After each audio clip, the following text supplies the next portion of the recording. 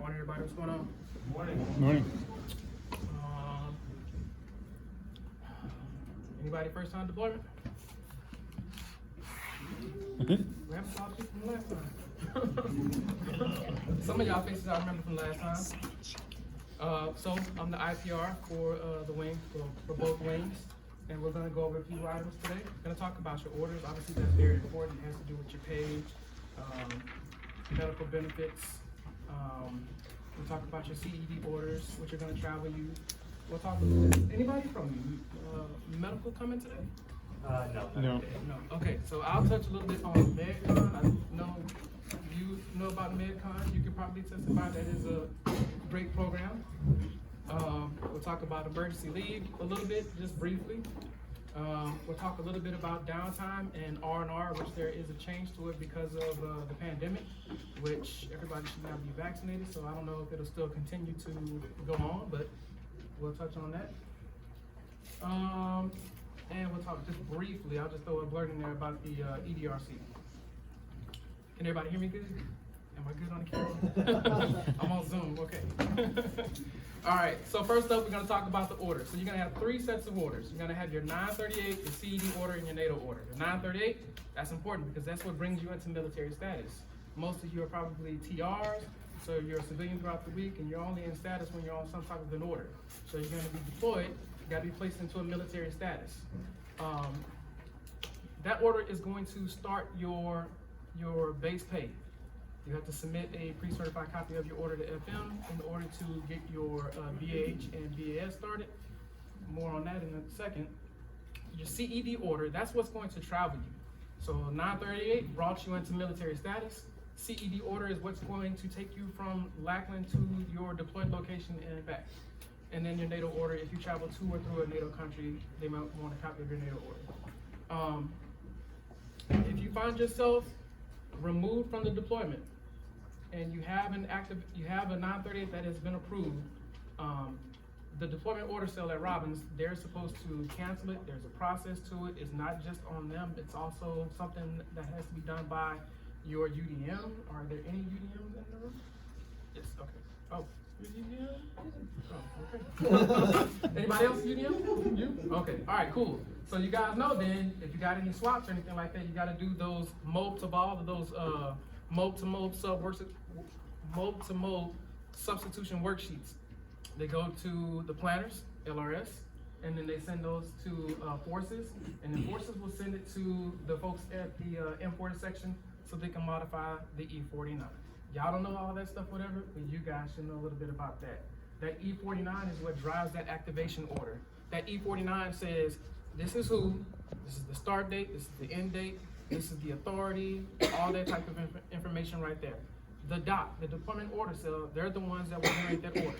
So anybody that gets placed on an order, if you get removed from the deployment, there's many moving parts to making sure that your order gets either canceled or curtailed. And the important piece in that is you don't want to be on an order that you're not supposed to be on, because regardless of the situation around why that order continued to be in place, once that order gets canceled or curtailed, any pay you ever received, even if you didn't know you received the pay, you owe a debt, and they will collect. So I just need to put that out there. We've had that happen a couple of times recently.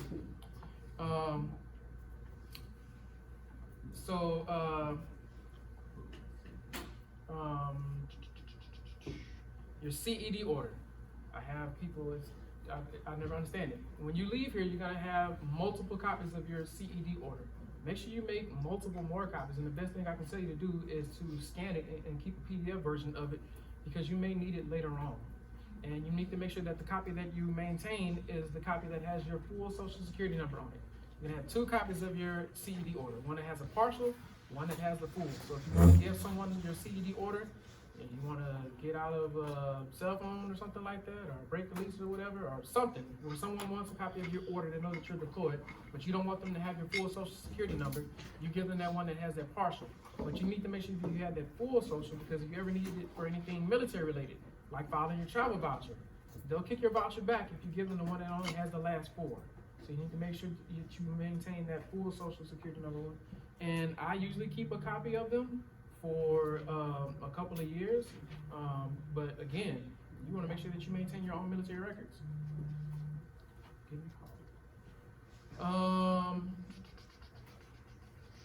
Oh, so yeah, if you get removed from the deployment before your order starts, which some of you guys already have orders, correct? Some of you already have orders that have been approved. No one's order, has anybody's order began yet, the start date? Okay, some of you guys are within your 180-day window, correct? So you're already receiving those Tricare benefits. If you get removed from the deployment before the order starts, then your order needs to be canceled. If you get removed from the deployment after the order starts, then your order needs to be curtailed. And that's something for UDMs to take note of as well, because I'll get a request to me saying like, hey, we removed this person because of a medical reason or whatever it may be, can we cancel the order? No, if the order is started, if we cancel it, then any pay they've received, they owe a debt. So what would happen is we need to know the days that the member was removed, and then I'll send a demote package to A&FRC at Robbins, and then they will curtail the order. And so we'll cut the order short a few days after the date that the member was notified that they had been removed.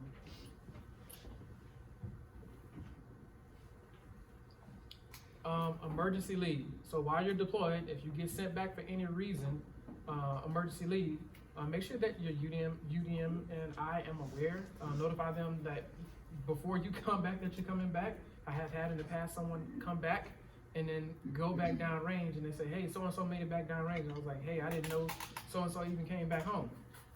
So make sure that you stay in constant communication with the UDM, and UDMs, you guys let me know as well. And all of y'all CED orders will have my contact information on there, NIPR, SIPR, commercial, and DSN. Reason being is that when you come back from the deployment, we gotta say that your order started on this day right here, and you came back on this day, and you gotta do this many days of downtime, and this many days of leave, and then this is when your order is supposed to end. So 99% of the people who are in this room, your order end date right now is not going to be your actual end date. I say that to you so you know, do not make plans, do not buy plane tickets, do not purchase hotel rooms, don't go to Disneyland or something like that in Paris based on that end date on their order, because it could potentially change, and most likely it will. It could be earlier, you get sent home early, you get injured or something like that. Well, obviously that's gonna change that date. Or it could be later. You guys are supposed to come back by a certain day and the plane breaks down, and then you get held over in transition for a couple extra days. Well, a couple extra days held over could potentially mean you need a couple extra days on your order. So when you get back, your UDM notifies me of your return, and then I send a demote spreadsheet. The same demote spreadsheet I was talking about earlier, I send the same spreadsheet to A&FRC, and this is how we calculate what your end date is going to be on your order. It's a bit of a process. I've got to send it to the A1, A1 has to send it to FGC, FGC has to modify the E49, and then the doc has to modify your 938, that's your activation order. Those are your orders that are in arrows, and then boom, that's the end date on your order. So just be aware of that. Downtime. So if you do 90 days or more, you'll get 14 days of downtime. If you do 89 days less, then you'll get 10 days of downtime. So downtime is not leave. It is not, you get to travel and go wherever you want to go and do whatever you want to do. You are released to your unit. Your unit commander has decision-making power to determine what you do during that downtime. For those of you who have deployed before, you know 9 times out of 10, basically 10 times out of 10, during that downtime period, you would be left alone, reintegrate back with your friends and your family and whatnot. But if they needed you to get shots, if they needed you to do a CVT, if they needed you to do a firing or something like that, they could tap on you for that. Here's the difference now with the downtime because of the pandemic. Used to be, when you get back, because you were on downtime and it's not leave, you have to remain within the local area of your duty station. So if you're local, no big deal. If you were an out-of-towner, you don't live here, where are you gonna stay? They had to put you in building. Because of the pandemic, they've changed it around. The out-of-town people, you can now go home for that downtime period, your home of record will be deemed a alternate work location by your commander. So it's the commander's decision. So when you get back, you can roll right into your downtime, go home, do your leave, stay home, all that jazz. Still would need to turn in your in-processing checklist, which also, because of the pandemic, is virtual now. So you're able to email that around. The only maybe in-person thing that you would need to do during your in-processing may be turning in your gear and medical.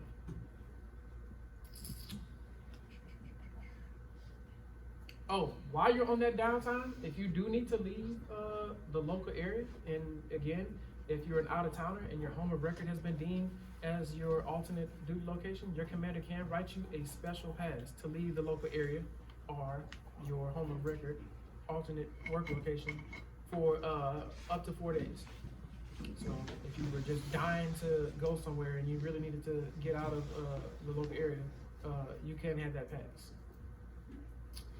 Once you have exhausted the downtime, immediately, well, when you get back, the very next day begins your first day of downtime. Unless ROM is still a thing at that time, then it would be ROM. And then following that would be your downtime, and then the very next day would begin to leave. And then once the leave is exhausted, then your order is over, and now you get to enjoy civilian life again and up to 180 days of Tricare, which I think somebody from Tricare would brief that. I'm going kind of fast, you know.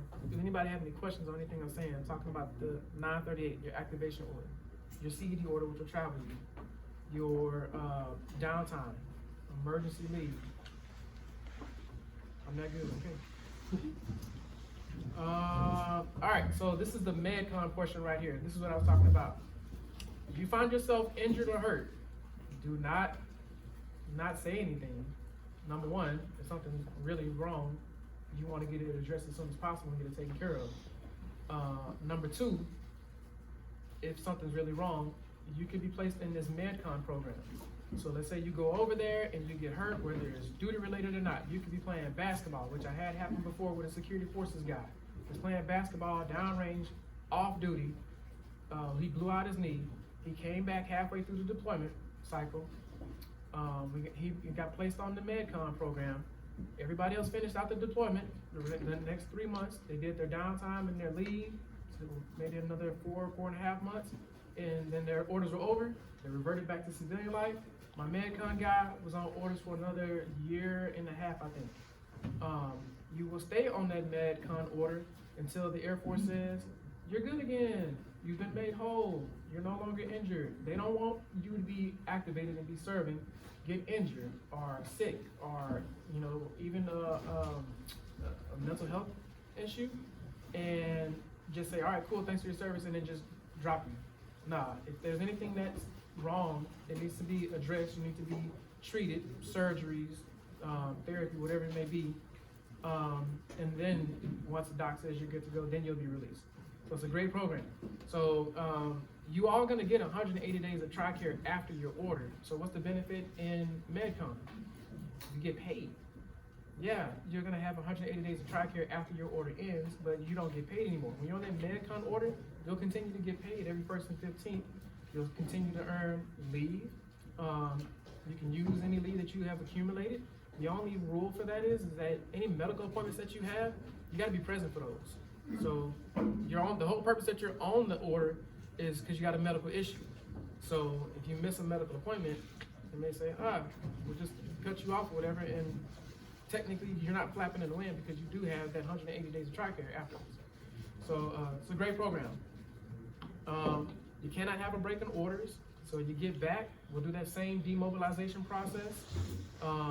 Whatever date they determine will be the end date. The very next day you will begin what's called a 30-day pre-MedCon order, which during that time period, medical is putting together an LOD and a treatment plan and submitting it for someone to review and say yay or nay on that, and then you could be extended beyond that 30 days. The only downside to the MedCon is you don't get to utilize the downtime. So if you were gonna get 14 days of downtime, you don't get that anymore. Don't know why it's a thing, it is a thing, I didn't make it up. That's just the rule. But any leave you have accumulated, you do get to utilize that, and again, because you're still in the military status, You still accumulate leave and you can take leave just because of your medical appointments.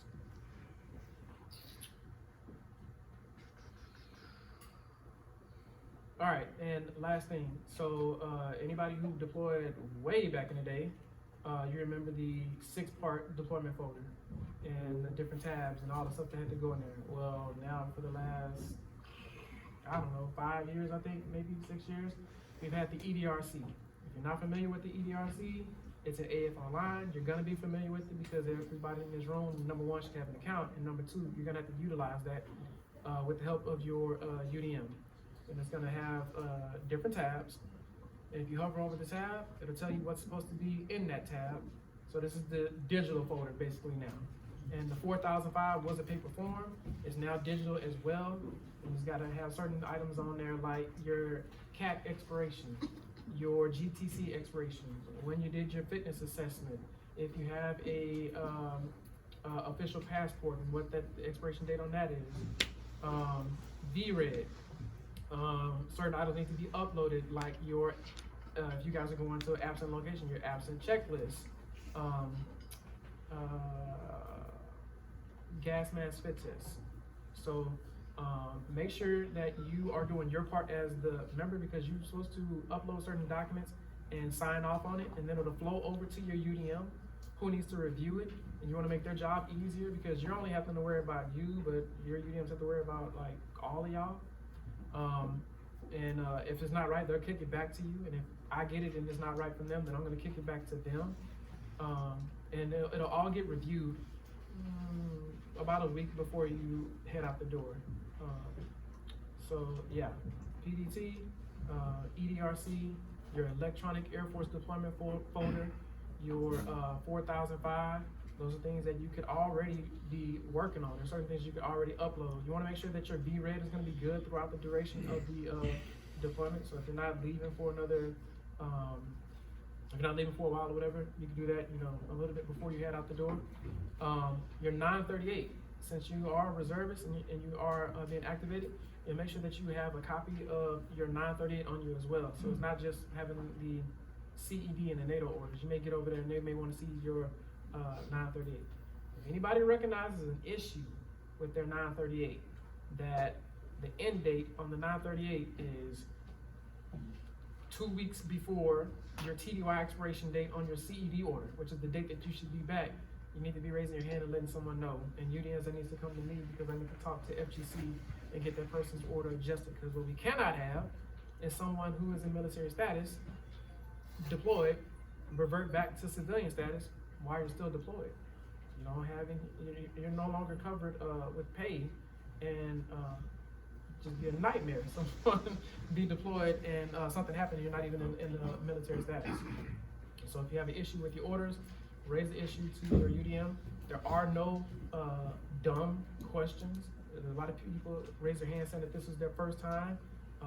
You guys are kind of, you know, like cattle, and they're your shepherds. So follow them. UDNs, if you have any questions, let me know. Also work with the planners, the LRS section. And I think that might be about it. Does anybody have any questions? Again, 938s, that's your activation order. Those are in arrows. Some of your orders are probably routing right now if you haven't already seen that you have an approved one. Your CED order, which is going to be what travels you, that's your TDY order. The NATO order, emergency leave, downtime. Yes, sir? Where do we find the CED orders? You will get the CED orders issued to you by a UDM. I will issue it to your UDMs. I'm the one that generates them. I do not generate CED orders until like you're about to leave. Like a week and a half, 10 days. Why? We'll give them to you and keep copies of them for posterity. Like, so if you get a unit award, you know, downrange, you know, you get the unit wins an award for whatever reason, then you can, you know, submit that ticket. You'll have your CED orders to prove that. So I always keep a copy of my deployment orders printed out. I know it's in arrows, but why not keep it in a folder? You keep those, a copy of those CED orders for yourself. Keep those in your files, and that way 10 years from now, you know, you come back, oh, I don't have this award, whatever, or I need to prove, or they granted something, you know, for burn pits, that sort of thing. Then you have those couple of CED orders to prove that you were there.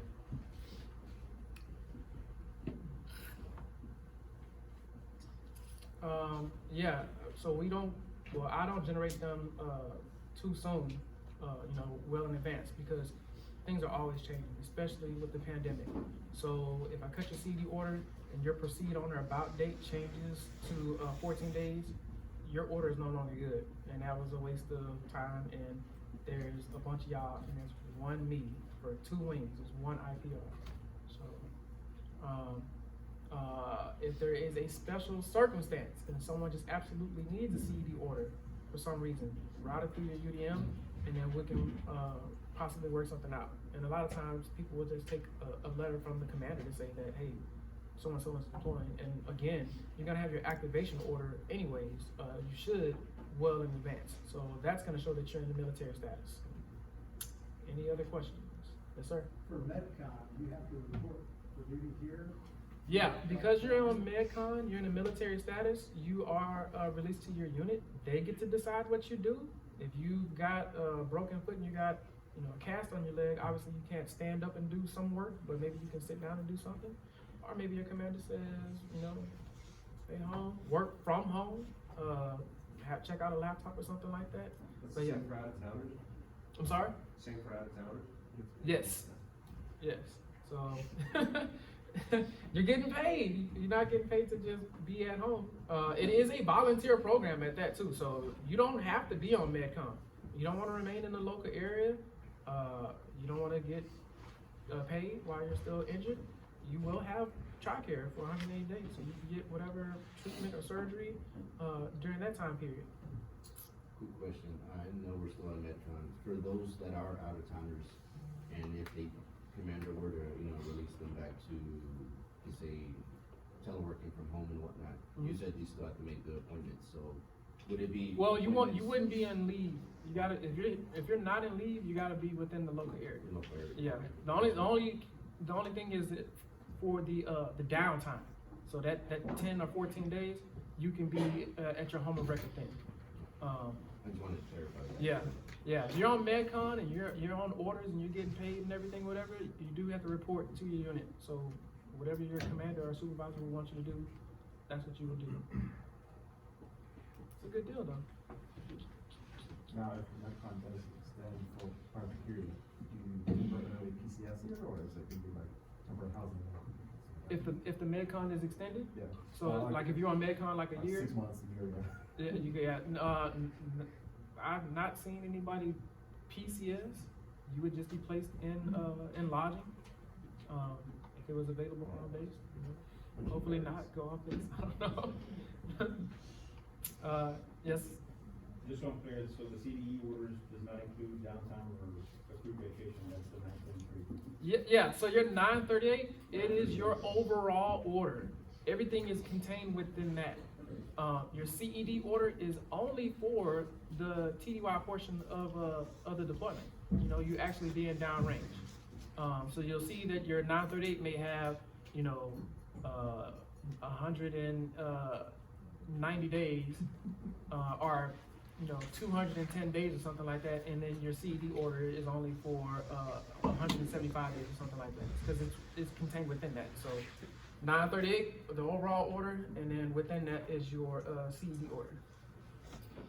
In the event of needing more CDD orders, such as say, they constantly get taken as we're transitioning to and from, are we gonna be able to have like quite a few copies for everybody, or is that something that would be taken care of? So, the site of, when I have the CD order certified by finance, I generate it, I certify it, they certify it, I email it to your UDM, so there's a digital copy, so if anybody needed one, your UDM will already have a PDF copy of it. They should email it out to all of you guys, as well as print out multiple copies. Depending on your location, reporting instructions may say you need to bring 10, or you need to bring 15 copies. Have a digital copy, have more paper copies than what is required. Yeah, because I've had it happen where I had CED orders and we're running low, and they were not gonna accept copies of it because they're not blue.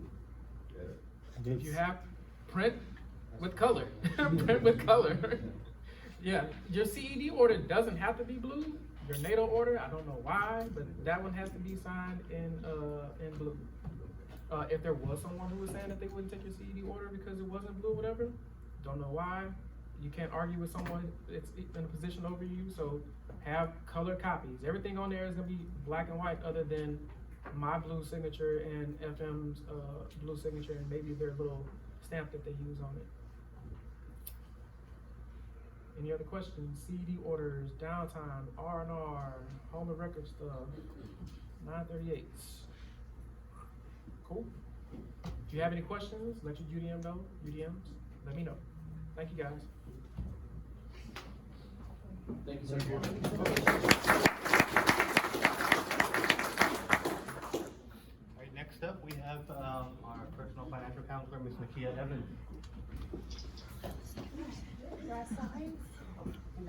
Yes.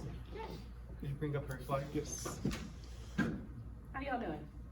Good. Y'all sleepy? Cause it's warm in here. I'm like, I feel like it's such torture for y'all cause y'all have to sit through these briefings and then it's all warm and then they expect you to stay awake. So we gonna be interactive cause I'm not gonna have y'all sitting on me, okay? Cause this is important information. First of all, I'm Nakia Evans. I'm an accredited financial counselor assigned to the 433rd, the 960, and the 502nd on Fort Sam. Just to show my competency, because somebody had asked me earlier, basically what I do. So I'm an accredited financial counselor, plus I have 3 other credentials. I have an MBA in finance. I've been doing this for 9 years, and military spouse of 18 years. So very well versed in what y'all are going through. Where are y'all deploying to? Wait, all over? Okay, because the last briefing I had, they were deploying to New Jersey, which was very odd to me.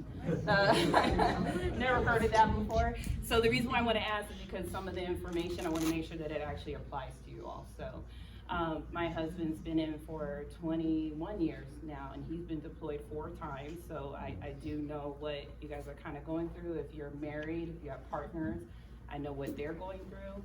So we are going to talk about some financial management for you while you're down there, because that is what my job is. I'm not finance, I'm not DFAS, I'm not the person that's going to talk about your military pay or your allotments or your benefits. I'm more going to talk about how we're going to handle those while we are deployed, yeah? All right, how many of you have actually known that we had a financial counselor on the basis? Oh, okay, good, okay, because I was like, nobody raises their hand, I swear. So we are embedded here, we're here to help you guys. We are non-fiduciary, which means that I'm not trying to sell you nothing. I'm a contractor, so they've already paid my money up front. I get nothing by telling y'all to go to TSP. I get nothing from telling you what to do with other things. Just a disclaimer though, I don't do investment portfolios. I do not prepare your taxes. I pretty much educate and advise you on those things, but I'm not going to do those things for you. I have been asked that. We are confidential too.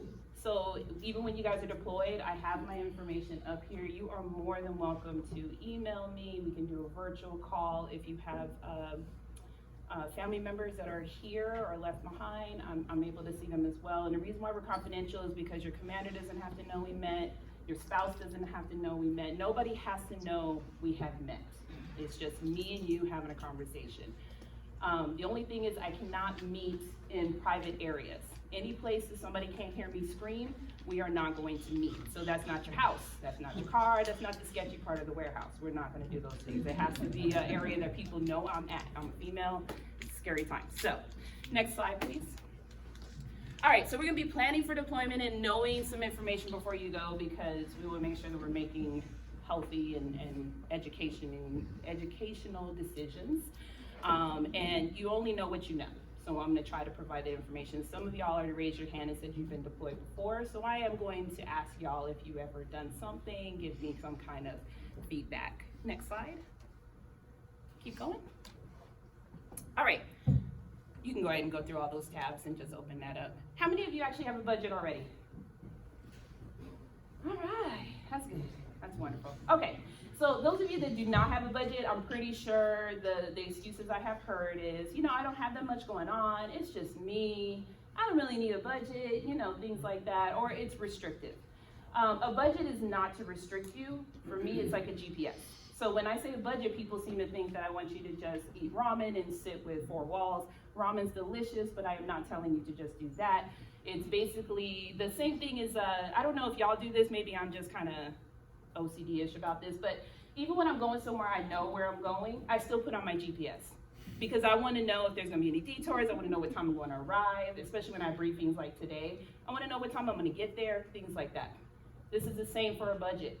Even if you know where your money is going, even if you have a handle on it, it's still good to know where it's going, right? To handle it. My favorite quote is by Francis Bacon, and it basically says that money is a terrible master, but an excellent servant. We understand what that means? Yeah? So I don't like the master and servant part, but keep in mind it was Francis Bacon back in the day, right? But we want to be in control of our money. We don't want our money to control us. So my job is to help you guys with your spending plans, get you set up on a budget. It doesn't have to be very convoluted. It can be very simple. I've seen people have a whole bunch of stuff on their budget, and I've seen people have 5 items on their budget. It does not matter. It's not a one-size-fits-all. It's whatever is comfortable for you. Most of you are probably married in here, right? And your spouse is the CFO of the family, and you don't keep track of anything, right? Yeah. I've been going around asking everybody what their financial New Year's resolution is.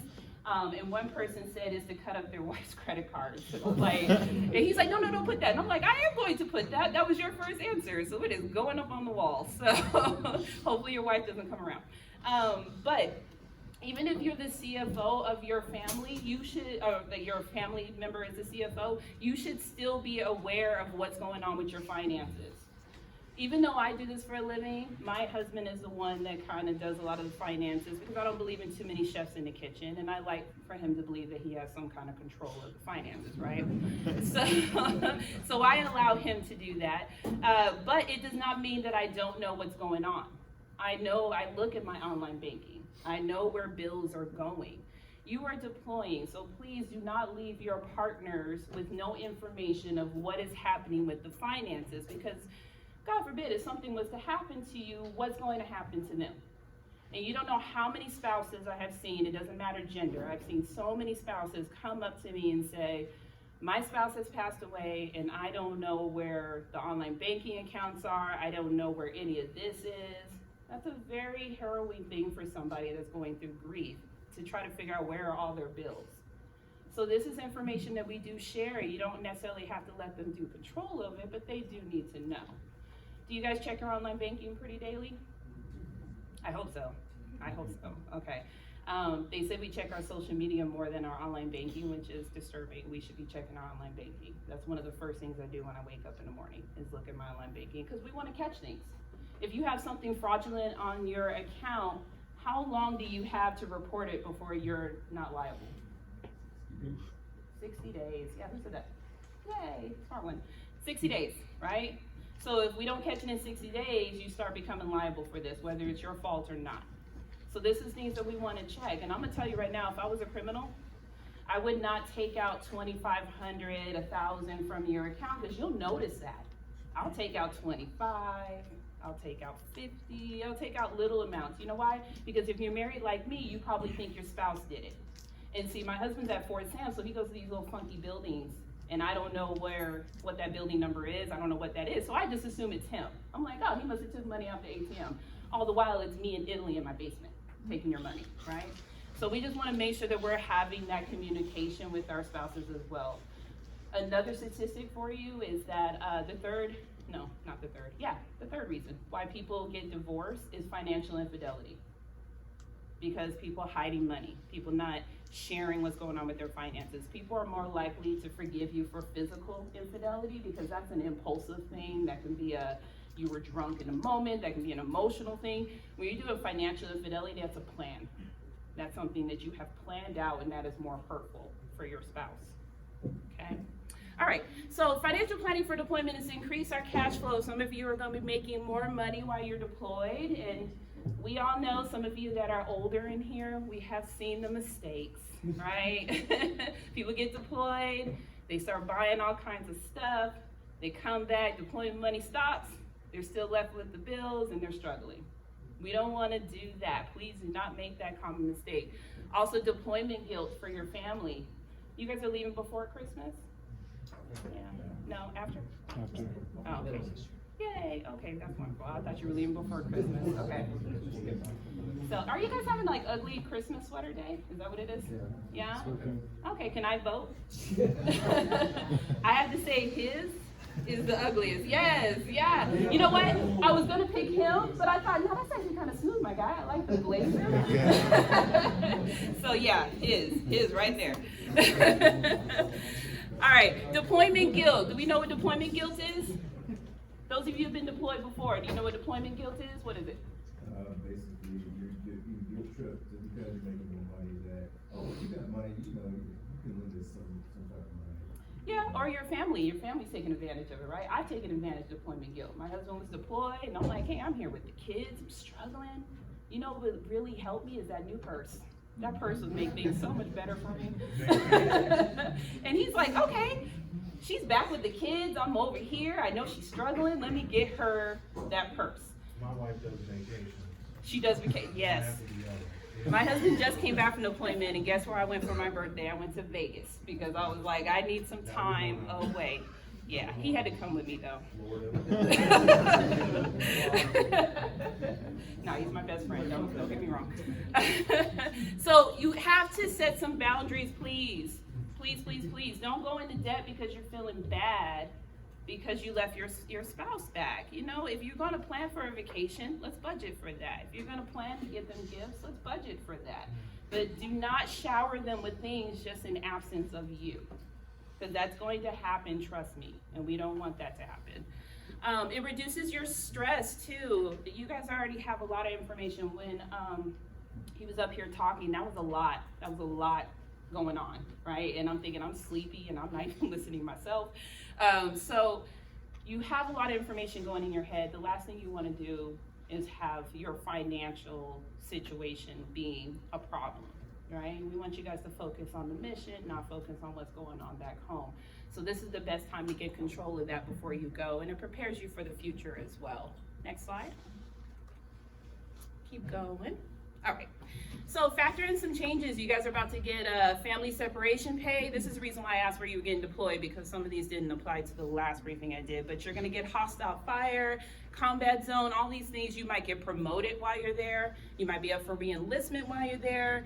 Your meal deductions, maybe no second income.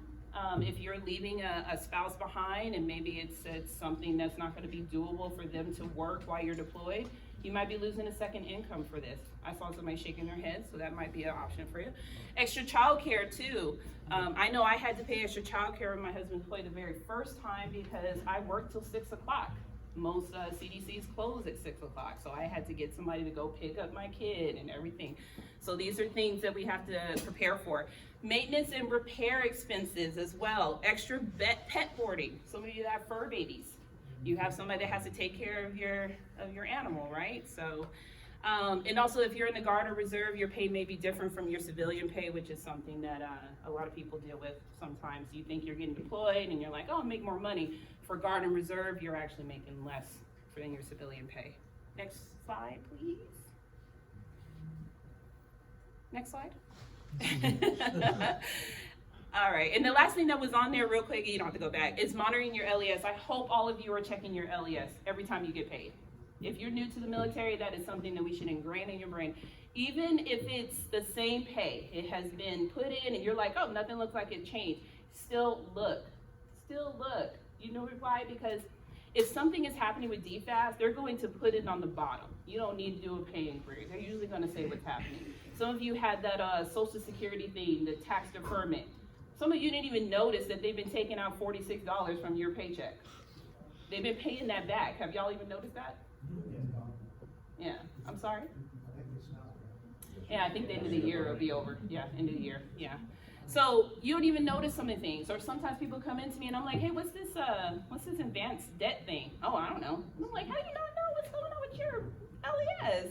We should be looking at our LES. Some of you recently got married. I know somebody had told me that. They recently got married. Have you changed your status from single to married? These are things that we need to do, that we need to look at. So, plan for the unexpected and irregular. So, are y'all been here? Y'all have been in San Antonio, or has everybody just kind of flown in? The reason why I'm asking is because if you're not from Texas, remember when Snowvid hit, you know, the whole snowstorm thing? and Texas lost their mind, right? And we went without power, we went with all these things. This happened when my husband was deployed. He was in Qatar when this all happened. I did not realize how unprepared we were until it happened. I had no candles. I was like, what a way to be a potpourri person. I had no candles. If you ever anybody been to Korea? You know, the big mink blankets? Okay, I kept trying to figure out, why am I carrying these big mink blankets everywhere? Oh, then it shined a light to show me why I brought those big mink blankets. That kept me warm. We also didn't have a generator. We didn't have a water filter. I mean, it was just completely unprepared for that situation. I mean, I'm in Texas. I didn't expect that I would need to do all these things for a snowstorm, right? But my husband's deployed. So who's stressing out over there in Qatar because his family's over here? We went 3 days without power. You know, 3 days, and I have 2 children that I wanted to send to an orphanage at the end of the time because it was crazy. So, you know, we want to prepare for those emergencies. So when he got back, the first thing we did was prepare an emergency kit. Because if he ever gets deployed again, or if this happens again, we want to make sure everything was fine. Also, before he left, he changed all the filters. I live in a pretty big house, and there's this one filter that's at the very top that I swear it will never get changed. It just, my house will set on fire before I will change that thing. So he changed it for me before he left.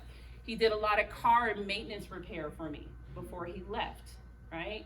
Do that for your car as well. This is not just for married people, this is for everybody. Your insurance deductibles, if you're gonna put your car into storage, you need to let your insurance know that.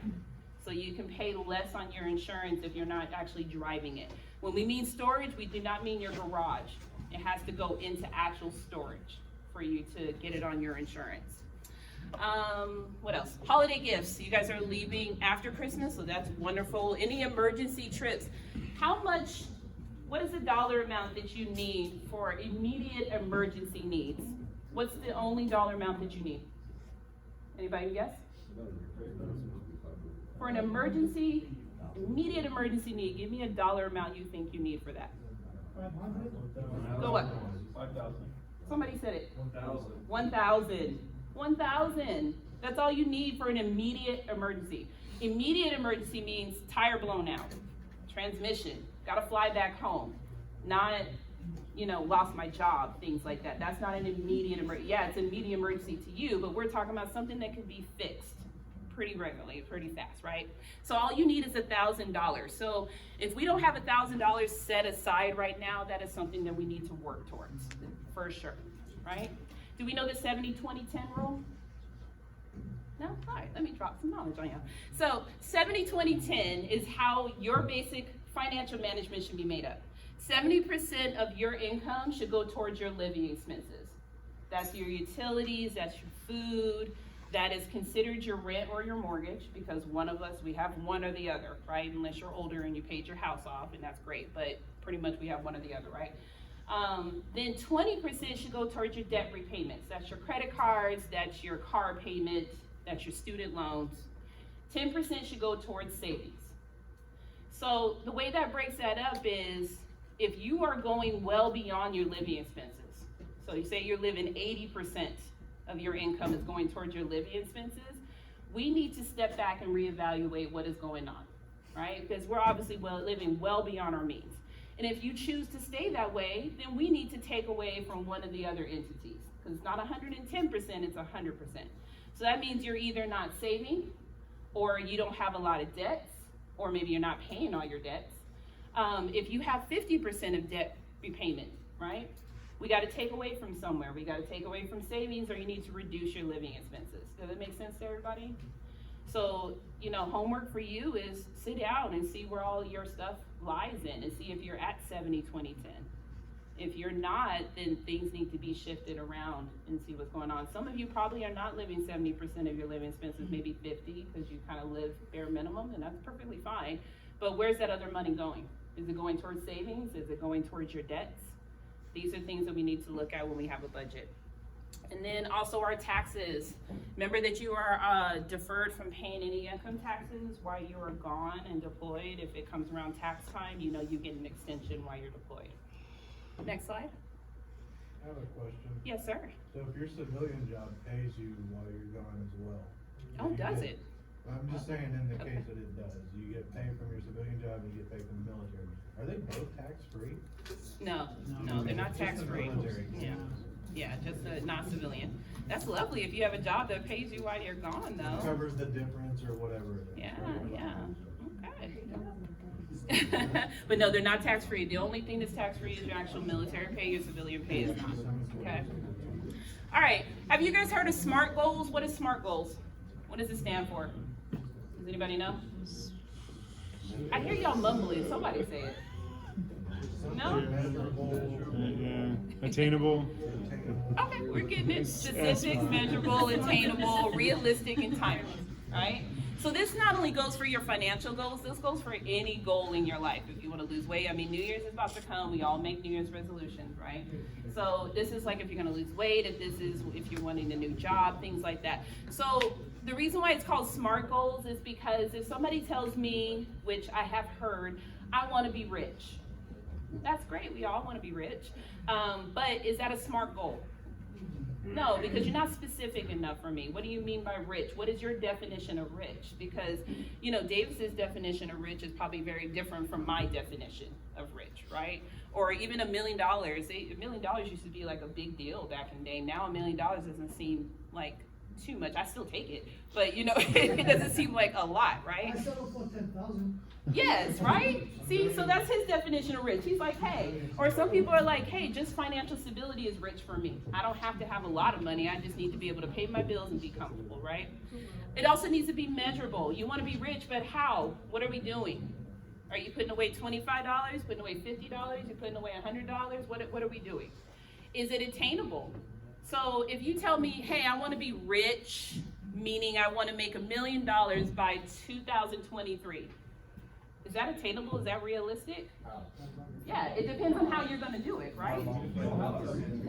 Exactly. Well, if I knew how, I wouldn't be standing here. And it also needs to be timely. Anything that does not have a time limit on it is a dream. So if you have a goal and it doesn't have a time on it, you're just dreaming. We got to have a time on something. If you come to me and say, I want to be out of debt, okay, let's talk about when we want to get out of this debt. Because just saying I want to be out of debt, I mean, that's just running on a treadmill. We got to have a time on it.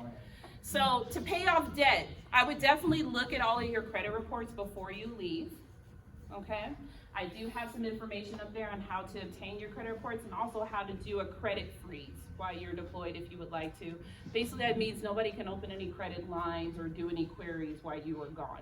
But that also stops you from doing that as well. Keep that in mind. There's no discernment of who it is, okay? If you want to do a down payment for a house, that was some of the financial goals somebody had. They wanted to purchase their first house. Okay, how are we going to do this? What money are we going to put away? How are we going to put away this money, right? To buy a car, to invest. I don't know how many people have told me they want to invest, especially with the emergence of Bitcoin. A lot of people want to invest. Can I just say, if any of y'all come to me and ask me about Bitcoin, I'm all for talking about it, but I'm going to first ask you, what do you have in savings? If you tell me you have $200 in savings, we ain't going to talk about Bitcoin, okay? Just going to put that out there. You got to have some kind of savings before we start investing, right? Because investment is a risk. You're taking a loss. You can take a gain. Don't listen to somebody else and say, oh my God, I made a lot of money on Bitcoin. Ask them how much they lost. And sometimes it's just really just luck, to be honest with you. So you got to have the money to lose. And if you don't have a savings account, we do not have that money to lose. We don't have that money to play with. So, all right, or start a college fund. That's another financial goal. Next slide.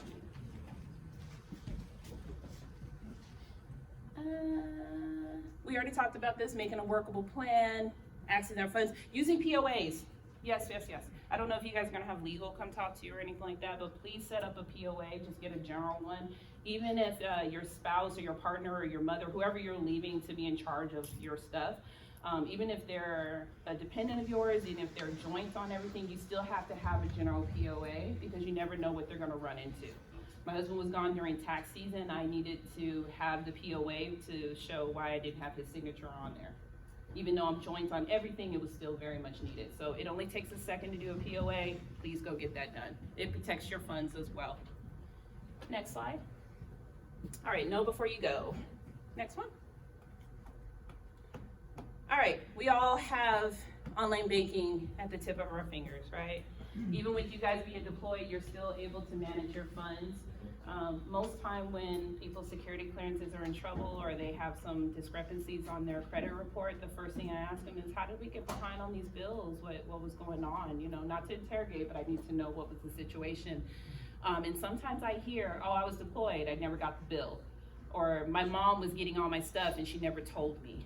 There's no excuse, we're all adults in here, right? We should be able to check our bills. You should be able to contact, you know that bill is there, you know you have a car payment. So we cannot play ignorance of like, I never got the bill, so I never knew I was supposed to pay. You got the car, how did you figure you weren't supposed to pay, right? So I'm telling you right now, no debt collector is going to use that as an excuse. It doesn't matter if you say, well, I was deployed. You know, I mean, even if you were getting shot at, they're still gonna look at you and say, well, who is in charge of your bills? These are things that we need to actually set aside and talk about before you leave. And being able to set up automatic transfers, track payments. I mean, everything is so easy. It's so easy nowadays that there's really no excuse for any of our bills to ever fall behind, even in deployment. Next slide. Estate planning. So like I said, I don't know if legal is gonna come talk to you guys, but if you need to draft a will, that is something we need to do. It doesn't matter how old you are or what you have, or if you have survivors, you need to draft a will, because we need to make sure that our assets are going to where we need to, especially if you do have a family. Because if you don't, things go to probate court, and probate court can take a very long time and take a lot of money, right? And we don't want that to happen. If you're from Texas, Texas is, I might be saying this wrong, Commonwealth state. So, you know, if you're with somebody, they basically can get half of your stuff. It doesn't matter if you're married or not. It depends on how long you were together in the same area. So, and it might not be somebody that you want to have your stuff. Also, if you have children, some of you are probably parents. We can assign who is going to take care of our children while we're gone, take care of our assets while we're gone. Think long and hard about that too. It might not want to be your parents. If your parents are older and can't keep track of your 3-year-old, maybe we need to talk about somebody else. So, review your TSP beneficiaries and update your insurance beneficiaries. This is a very big common mistake with military members. You guys do not update your beneficiaries. Please update your beneficiaries. A small story, I had somebody come in, never updated their beneficiary, they died on duty, and it went to the first wife, second wife got nothing.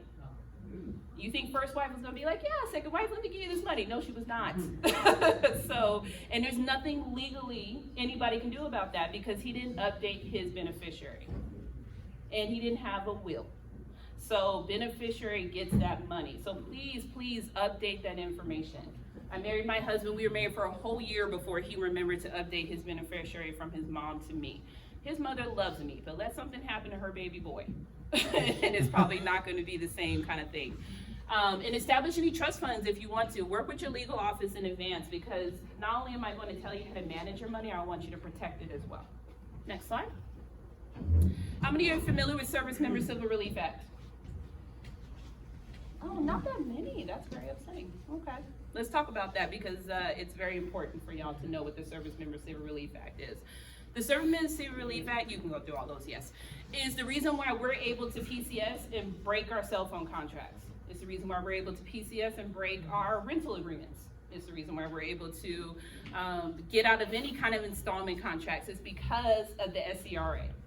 Because you are PCSing, you have no control over this. You have to serve your country over this. So they're going to allow you to break contracts only when you're PCSing, not if you're just moving to one place to another, but you're still at that duty station, right? Also, it helps us to get 6% interest. So those of you who have accumulated any kind of debt prior to coming into the military, and you've been in for less than 3 years, and you have something that's a pretty high interest rate, we can do the SCRA on you and get that down to 6% for you. I have seen people get money back. I have seen people get things paid off. Has that happened for you? Did you get money back? You nodding your head, looking at me. Yeah. Yeah. So it allows us to not have such a high interest, because some of us, we joined the military, we're young, and we have high interest on things just because based off of our age. This allows us to manage that a little bit better. Some of you that have been in for a while and this doesn't pertain to you, shoot your shot, still ask. Still ask them, hey, is there something I can do with the SCRA? Some places, if they're being very kind, they'll actually do it for you. It doesn't matter if you've been in the military for a long time. Yes, sir. I explained to my group that, like, I have a Chase card, credit card, and I submitted my orders, and they backdated it to when it was actually official. Oh, wow. When the orders became official. So Yeah. back in September, they gave me 4% interest and backdated it, and won't increase the interest rate until 1 year after the orders end. Lovely. So that's something that Chase will do. Chase did? I was just about to ask you who did that for you. Chase? So. Yeah, Navy, Fed, USA, I'm not gonna, tell anybody to go anywhere, but those places do it. Yes, ma'am? So APS, under contract with them, and we go read the firmware, and I don't know if they still do it, but they did it 3 years ago. They paid off the rest of my phone. Oh, wow. So it's maybe like, the payments is like $600, and they paid off the whole thing, so they gave me phone numbers. You see, so SCRA, all you have to do is send in your orders and they fill out a form. You just gotta contact them, that's all it is, as simple as that. I've literally seen people get checks in the mail for like $9,000 because they paid them from all the back interest that they were paying for that time, so on. Or sometimes they just apply directly to the loan and you can get something paid off, or whatever the case may be. So the SCRA is definitely something that we want to take advantage of. It also helps us with any evictions or foreclosures or court proceedings. I'm hoping that's nobody in this room, but if it does happen, what happens is they're not allowed to repo your car, they're not allowed to foreclose your house while you are deployed, because that is something that you need to go to court for, and obviously you cannot be there in court because you're deployed. So that what they do is they do a stay, they just basically suspend it until you come back. So if anybody has ever had anything repossessed while they were deployed, that is definitely something you wanna come talk to me about, because that was illegal, okay? And they owe you some money for that. They shouldn't have did it. But keep in mind, you were deployed. Some people coming to me and it's like, I got my thing repoed. And I'm like, where were you? They were not deployed. So that's not something we're gonna talk about.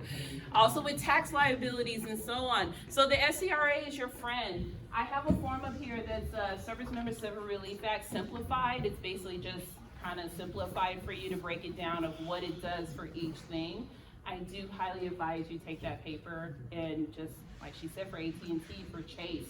This was money that they were able to save and was given just by sending in their orders and telling them they were in the military, right? All right, next slide. Keep going. Let's go to the next one. We already talked about that. Savings deposit program, are y'all familiar with that? Yeah, have you guys taken advantage of the savings deposit program? Yes. Pretty easy, you liked it? Yeah, does somebody want to tell somebody else what it was? Well, it's basically once you are deployed, you put in $10,000 into the account, into the savings deposit, and then it'll grow 10% if you have it in for the year, or if you're deployed for a year. It's only when you're deployed at that location that you can grow the interest. And then you can, after you come back from deployment, you can hold on to it for about 90 days and then take it out. And then you'll basically get the interest off of that, whatever's attained within that year, or within the time you're deployed. Perfect. So you can easily gain like for the 6 months, about $600. And No, it's more than that. Oh, you go more, $600, $800, yeah. If you put in 10,000, you can get back 1,000. Yeah. Yeah, come back with 11, You don't have to put in 10,000 all in one chunk. This is an allotment that you can set up. You can do anywhere from $5 to 10,000, it doesn't matter. You do have to be in a hazard duty area, which I think this applies to most of you. So what it is you get 10% interest, like he said. You put in an allotment, you can do the savings deposit program. This is through DFAS, I believe it's through your MyPay, I believe. And you can set it up that way. You can do it through Eagle Cash, whatever the case may be. And like he said, it accrues 10% interest. What out there is accruing 10% interest right now? That's a savings account. Absolutely nothing. Absolutely nothing. The only thing getting 10% interest is probably the stock market and stuff, but I'm talking about a savings account, right? So you have to do it while you're deployed, and while you're gone, it accrues this interest. So if you get up to 10,000, you come back with 11,000. And like he said, you have 90 days that you can take it out after you touch US soil. If you haven't taken it out in 90 days, I think in 120 days it automatically sends it to you, just in case you forgot. You know, they're not gonna just take your money. If you forgot, they'll send it to you. But this is a great thing to take advantage of, especially if you are getting hazard duty pay, you're getting combat pay, because keep in mind, you're living off the pay you have right now. You're doing what you need to do right now. So if you're getting anything extra, that money should be going away to savings, right? Make something out of it for when you come back. Don't get deployed and away from your family and in this other place of the world that you are not happy with. I heard some of you talk about it's a dry country. You don't seem very happy about that. So don't let this be in vain. Come back with some kind of money.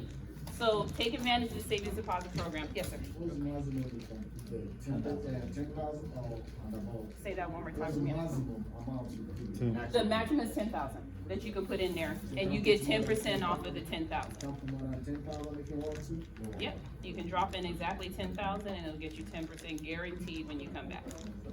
Yes, sir. I was gonna ask the same, didn't it used to be higher? No, it was always 10. It should be higher because of inflation. It should go up. I mean, they changed the TSP rates and everything. Inflation hits us 3% every year. I would think they would raise this, but it's been 10,000 for quite a while. But 10%, I mean, my goodness. Some of y'all savings account are only giving you 0.5% right now. Keep that in mind. Yes. I just wanted to mention that it's only, the interest only grows while you're deployed.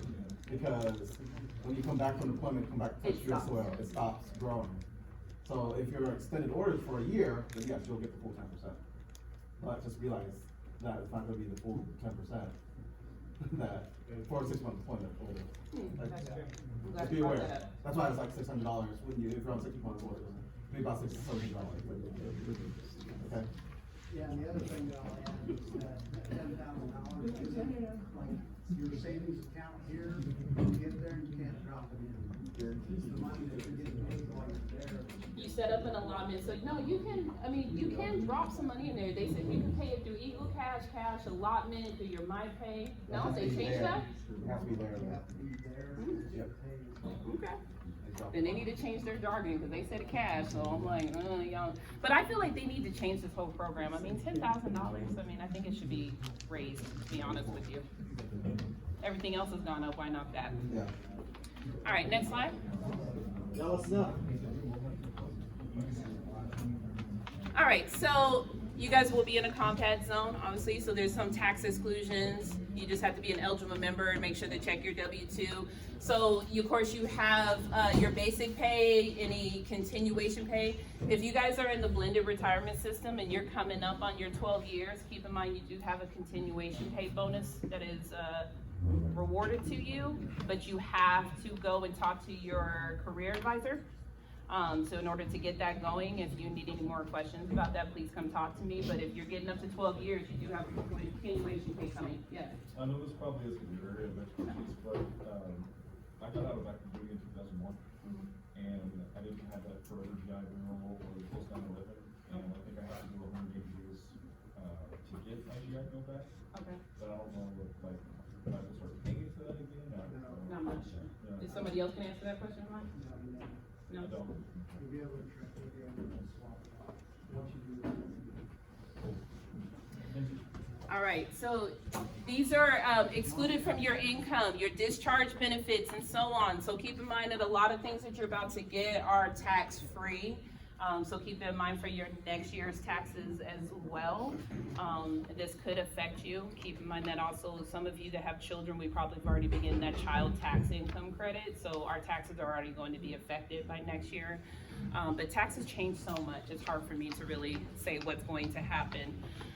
So just make sure that you guys are understanding which ones are actually tax excluded and which are not. And like I said, for your continuation pay, if you're at 11 years and some months, this is the time that you need to start putting in your paperwork to get your continuation pay bonus if you're in the blended retirement system. If you're in the old retirement system, then it doesn't pertain to you. Keep that in mind. Next slide. All right, so this has actually gone up. I think it's $20,500 for the next year for your TSP. that you can actually max it out if you want to. But while you're deployed, you actually can go up to 55,000. Maybe that has changed as well. But I think it's still 55. I just know that the maximum contribution is 20,500. But while you're deployed, you're able to actually increase how much you want to put into your TSP. My only advice for you though is if you're in the blended retirement system, we do not want to max out our TSP. Why don't we want to max out our TSP right away if we're in the blended retirement system? Who's in the blended retirement system, first of all? Anybody? Oh, only a few people, really? Okay, so the ones that are actually in the blended retirement system, you do not want to max out your TSP halfway through the year, because if you max it out, it's going to stop the contributions. If you stop contributions, they're going to stop your matching contributions. You're going to leave money on the table. So we don't want to do that. But the rest of you that are apparently not in that, you can actually max it out to 20,500 while you're gone, or go up to 55,000 in your TSP if you want. Are you guys participating in TSP? Yeah? No? We don't know what the TSP is? Okay, let's talk about that. The thrift savings plan, yes, sir. I was just gonna say, do they do it for the military TSP if you're over 50, you can do 26,000? Or is that just a It's the catch-up? No, this is, I'm sorry? Oh, is this the catch-up program? Like, Yeah, or the catch-up contribution is for your age, so it's only for the government one. Yeah. All right, and you're talking about a GS TSP? Or, oh, no, it applies to that as well. I see what you're saying, yes. So, yes. Thrift savings plan is your retirement plan, basically. It's not your retirement pension, but it's kind of like a 401k for you. Those of you that have civilian jobs, this is like your 401k. It is one of the best retirement plans I've ever seen. Once again, I don't work for TSP, I'm just going upon what I know, right? The reason why is because it has very low fees. You are able to max it out as much as a 401k or an IRA would. And also it kind of does the work for you. You can put it into different funds. A lot of these funds are still S&P 500 funds, like investments and so on. Invest in yourself. I'm a very big person in investing yourself. So if you have not done the thrift savings plan, or you're not sure what it is, I do strongly advise that you make an appointment with me and we can talk about it a little bit more, because I do love to see people actually get into the TSP. It's a great plan for you. You can take it with you no matter where you go. Even if you get out of the military, you still can take your TSP with you. This has nothing to do with you making 20 years or whatever in the military. This is a separate entity from that, right? The only thing is, if you get out of the military, you can't contribute to it anymore because it comes from your basic pay. But you can take it with you. It doesn't stay here if you decide you want to get out of the military, right? They charge you a servicing fee? I'm sorry? Do they charge you a servicing fee? Yeah, but very, very low servicing fees. I don't know how much they are, but very low. Where a lot of other places, it's a lot of money to take care of it, but these ones, very low servicing fees. Is it reserve and active, or you must be in active duty? I'm Can sorry. reservists do that? Reserve? Take your mask down for 1 second so I can hear you. Reserve. The reserve is, yes. I'm sorry. I have a hard time with the mask. I had mine on, but I was dying. So, yes. My pay and you can enroll into my pay. You can enroll into the TSP. I mean, I really strongly advise people doing it, especially if you're going to be in for quite a while, because you could stand to make quite a bit of money. There's quite a few TSP millionaires on this base, on Fort Sam, on Lackland, on Randolph, just because they've been investing in TSP this whole time, and this is money that is for them. Keep in mind, though, you cannot take this money out until you're 59 and a half, because this is supposed to be for your retirement. You had a question for me, and then I saw you. Yes. My question is, so you can only contribute what you make from your LAS, correct? Yeah, from your and basic. it's a percentage of that? So even if you contributed while you're deployed, that money goes way down as far as contributions whenever you get back in your TR, correct? Because only your TR money can go into that? No, well, it's your base pay that you would set up. So if you're gonna put in, say, 5% from your base pay, if you get deployed and you're making more in that base pay, which I don't think your base pay doesn't go up, right? I mean, it's basically you get the other benefits, but it's 5% from your base pay. So, and that's what goes in there every single So time. the base pay for like this weekend is 500, and for the month, you get paid $2,500. And it'll be 5% of the $2,500. That goes in there. We'll go into the. And it doesn't have to be 5%, you can do as much as you want to, really. You can do it. Yeah, as much as you want, but I always say 5% is a good cut off, but you know, it depends on how much you wanna put in there. So, what was your question, sir? trying to do, raw TSP is a little bit more advantageous than your traditional TSP. Yeah, so I can't say which one is better for anybody, it really depends on what you're happy with, but I will give you my advice that if you are under the age of 45, I would say the Roth is probably a better option for you because you're paying taxes on your contributions that you put in now. And most of us are probably in a lower tax bracket, we're young, we're in the accumulation phase of our life, right? But if you're over 45, then traditional will probably be better because you get taxed for when you take the actual money out. So you're probably where you're going to be in life. So it just depends on which one you're comfortable with. Yes? So does that mean I should switch then? Are you in the Roth right now? I am. That's fine, you can stay in the Roth. I'm 51. I know how old you are, Secretary, you should have done that 10 years ago. I kind of figured that's what they were getting at. No, sir, you can stay right where you are, that's perfectly fine. I'm gonna stay where I'm at, I'm 41, so I'll be staying right where I'm at, so, yeah, it's okay. Yes. If you start with 5%, can you increase it in future? Yes, you can, you sure can. And you can also decrease it if you want to. You just can't contribute the maximum, like 100% you can't contribute 5%. Yeah, you can't do your whole base pay. They're not gonna let you just starve to it on your TSP. That's not something they do. But you can increase it if you wanna do 10%, do 10%. If you wanna do 1%, do 1%. We have done that. When I say we, me and my husband, we have done 10%. Then when we had our first child, we went down to 2 because we were like, okay, we got a kid now, so we gotta go down. Then he gets deployed, we increase it again. We go back down. You know, you can do whatever you want to because that is your money. The only thing the military has control over with that is that it comes from your base pay, but this is your money. So it can't come from another pay in the house? No, it comes from your base pay. Only your base pay. Any more questions about this? I need to have a TSP class apparently. All right, we'll get that set up for when y'all get back for sure. Next slide. Any student loans that you guys have right now, you can actually do a combat zone interest suspension. So that means that basically you can defer your student loans if you're in a combat zone where you don't have to pay, or if you have any payment reductions due to your income change, you can do that as well. Keep that in mind. I know a lot of people want to ask about the student loan forgiveness program and so on. Keep in mind you had to have paid 120 consecutive payments in order to get that. A lot of us have not been paying for the last 10 years, so that does not apply to us. But you know, defer that if you need to. That's fine. Because Sally Mae and all those people, they're going to get their money eventually. I mean, they say that there's only guaranteed is what, death and taxes, and I think student loans, honestly. So I have no problem with student loans. I think it affords for us to be able to go to school and so on, but keep in mind that you can defer it, you can suspend it, and there is an interest rate cap per the SCRA. Next slide, because I don't want to take up too much more of their time. Auto and property insurance too, we already talked about that. If you are going to make sure that they let you know that your car is going to be off the road, if you need to have full insurance coverage, then keep it as that, but if not, let them know it's going to be in storage. Once again, storage is not your garage. Next slide. And then we talked about the credit reports. If you want to do an active duty alert, you can let them know. That way it stops anybody from doing any kind of inquiries or taking anything out in your name and credit lines, because that does happen, unfortunately, especially if you give a POA to maybe a girlfriend that you've known for 6 months. That could happen. So just make sure that you mark your calendar, because alerts usually last for 1 year, or you can stop it ahead of time before then, and keep copies of any letters that you may have. I do have information up there for you if you need to look at it. Next slide. And those are the numbers to all of them. So anybody have any questions? I don't want to run any more time. I know there's a lot of other questions. Obviously, we need to have a TSP class. We obviously need to have maybe a credit reporting class. These are things that I definitely can be here to do for y'all when you get back. But while you're gone, please take my cards and you can contact me while you're gone as well. Yes, sir.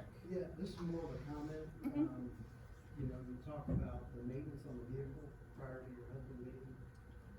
One thing that those of us that have family members that are leaving behind, obviously we're gonna be a person down in the household. And so one thing that I did was I hired a lawn care company. Yes. A pool maintenance company. And this time we'll probably do housekeeping. If you have the money to do that and you can budget for that, then by all means, I mean, your wife must be lucky, yes. But if not, you know, get that 15-year-old kid down the street to go mow the grass, you know, kind of thing. But yes, but take care of your family, because that could be money in the end. I mean, if your spouse is like me and know nothing about lawn care, and you come back and your whole lawn is dead, that's gonna be money to have to put in to get your lawn fixed. That's gonna be money to put oil in the car. I only know how to change a tire. I literally don't know nothing else, and I barely learned that. So, you know, things like that is money in the long run. So he is obviously taking care of his family, he's taking care of his finances. So keep that in mind if you have the money for that. If not, make other accommodations. People love to help people that are deploying. If you live in a neighborhood and you tell them my husband's deployed, I know I've done that, they are so helpful. Take advantage of that. Put your pride aside and take advantage of that. Any more questions? No? Okay, if you do have any, I'm gonna stick around to the end so you can come and talk to me whenever you need to. But thank you for your time, and please all be safe, okay? There's a sign-in sheet going around, make sure you sign it, it just has the 26 folks on it, 74th, if you don't mind, put your name at the bottom, and I can get it to, Sergeant tomorrow.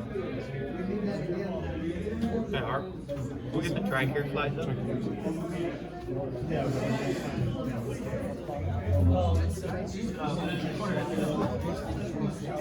All right, folks, next up we have Miss Sophia Weathersby with Tricare. I know you guys might have a lot of questions on that one, so we have your slides up, and Sophia, the floor is all yours.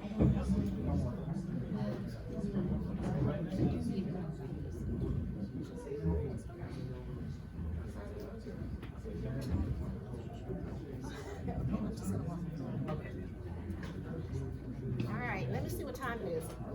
Alright, good morning. I am Sophia, and I am from Humana Military.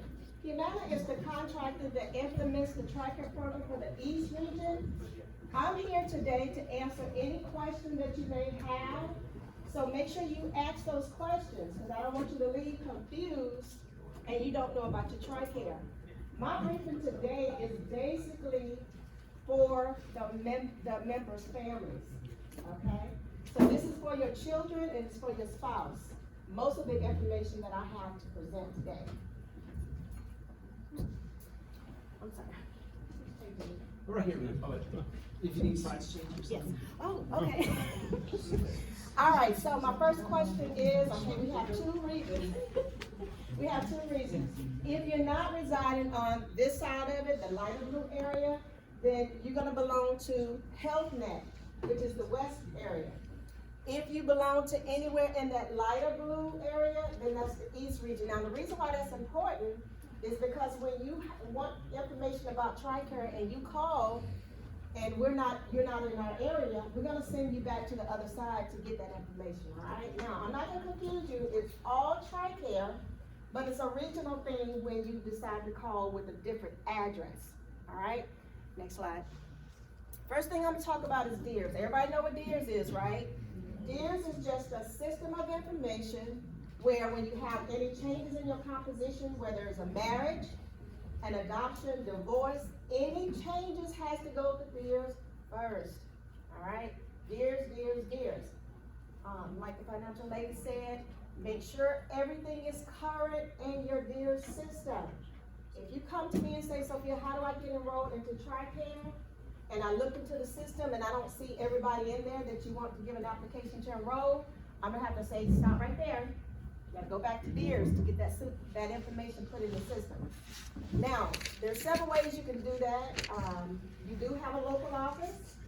You can call to find out who is eligible in your system, who could be eligible. They have a website that you can access, and then there's a fax number. Now, I don't recommend anybody faxing any information to the DEERS office for the reason of you have privacy stuff that may be going through.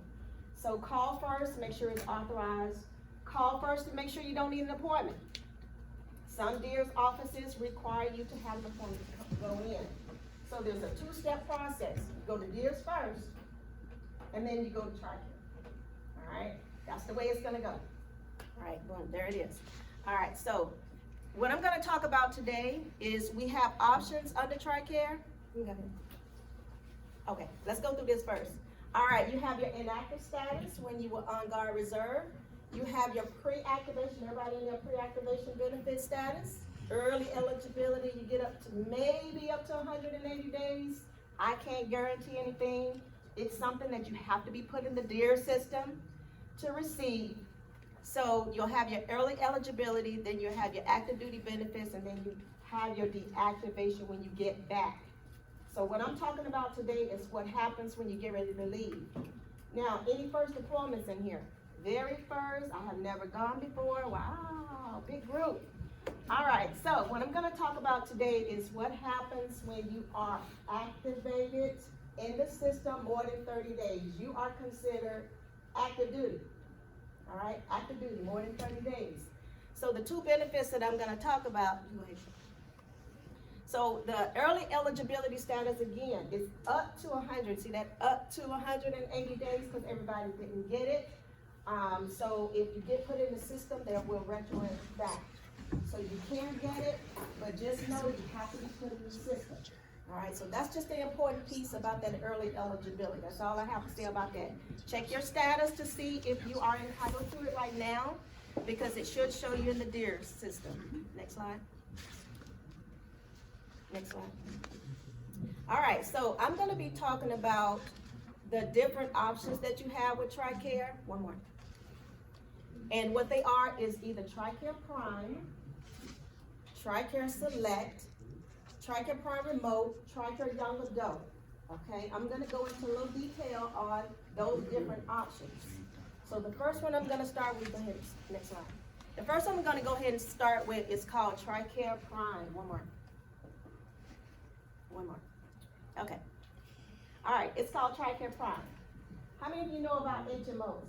Health Management Organizations. All right, an HMO means that you have one doctor and you have to get referrals. All right, so in order, referral is like permission to see a physician. That's pretty much what that is. So this is what Tricare Prime is. And again, I'm talking about the family members. So because you are eligible to enroll into our program, Tricare Prime for your family is a benefit for you to choose. Now, Tricare Prime works like the HMO. This is the one you'll get one doctor. Anytime you need to see another doctor, a referral has to be approved by Tricare before you go. So as long as you get that referral, your claims will be processed at 100%. Now, that referral will tell you what doctor to see, how many times you can see that doctor, and that referral expires. So you have like little rules to go by if you're gonna select the Tricare Prime benefits. Next slide. Any event you don't do it the way it's designed, guess what? It's gonna pay point of service. Point of service means that you'll be responsible for $300 individual, $600 family, and 50% of that bill. So if you choose the Tricare Prime, you have to use it the way it's designed so that you'll get that full benefit of using it. Now, there's two self-refer under Tricare Prime, meaning that you can go by yourself. You don't have to call a doctor. It's called a well-woman visit, and it's called an eye exam. So if you have one of those two issues, you can go ahead and go to our approved network physicians without a referral. Now, it has a fine line. If you go in there and you tell that eye doctor something's itching, something's burning, something is not right, that's no longer routine, that's medical care. And that needs a referral under Tricare Prime. Same thing with GYN women. If you go in there and you say you have issues, you have to say, time out. I have to go back to my PCM to get a possible referral to come back to see you for that. All right, so that's the two self-refer. If you're traveling out of the area, and again, I have to remind you that I'm talking about family members. I'll go over you later. So if you're traveling and you go out of the area, same rule applies. You have to make sure you're keeping in contact with your physician, because he has to type up a referral for you to be seen wherever you are. All right, you don't have that luxury or freedom to be able to go wherever you want to go. And that's Tricare Prime. Now we're going to talk about Tricare Select. So it's almost like this. So we're going to flip it, and we're going to talk about Tricare Select. Tricare Select, not to confuse it with Tricare Reserve Select, that's totally different. I apologize, the government loves that word select, I don't know why, but this is Tricare Select for active duty family members. Now, this is the one where you have that freedom to choose wherever you wanna go. How many of you have Tricare Reserve Select prior to deployment? Okay, so you're familiar with how it works. It's the same thing, you just don't pay a premium a month. So you get to go wherever you wanna go, as many times as you wanna see a physician, but it does have costs involved. All right, so that's, I don't know, the up or downs, for that benefit, you have to pay for this one. Not a premium, but you're gonna pay a cost, all right? So, but this luxury is, again, you have the freedom to choose your physicians. Now, there's two types of doctors. You have a network and you have an outer network. All right, so what's the difference between the two? Tricare has gone out in the community, got a class like this, passed around a contract for these doctors to sign it that says we will accept any money that the government gives us and we'll write off the rest. That's what our network doctors stated.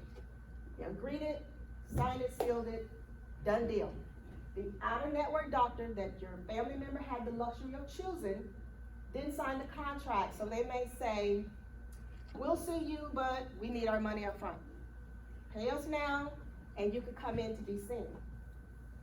The outer network doctor can also say, we'll see you, but we don't file Tricare claims. So that means the family member has to put it together in an envelope, mail it in for the possible reimbursement. Because what Tricare is gonna do with outer network doctors that he or she chooses, they'll send you the money. All right, don't spend it, because it belongs to the doctor. All right, so two types of doctors, network, outer network doctor, but you can go wherever you wanna go, whenever you wanna go, just have to pay the fees to do so. If you would like to stick with our network doctors, that's gonna file your claim, not gonna ask for you any money up front, we have a website that you can go into, put your zip code, and those doctors will come up on that list. And then that way, if you choose to select for your family members, make sure, if you wanna keep that, cut cost down, then you can access our, website. Next slide. And, this pretty much just talks about the, cost for the active duty family members. You do have money that you have to pay. Go ahead. Now, if you leave this through that door and you don't remember nothing the Tricare lady said, you have to enroll in something. All right? It's gonna be automatically choosing for you whether you select a prime, depending on where you are, because that's what Tricare is gonna do. Look at your resident, and they'll make a selection for you, but you have to do that next step of telling Tricare you don't want that benefit. So like, for instance, if they enroll you into prime, because it's gonna be an automatic enrollment under Tricare, whether it's prime or select, but if you don't want that, if you see it, if you look into your system, whatever system that you use, there's so many of them out there, and you see that you're not prime, you're prime and you want it select, or you select and you want it prime, you can call and change that. And I say call, but you have other options. You have you can go to the website, call your regional contractor, or you can fill out a form.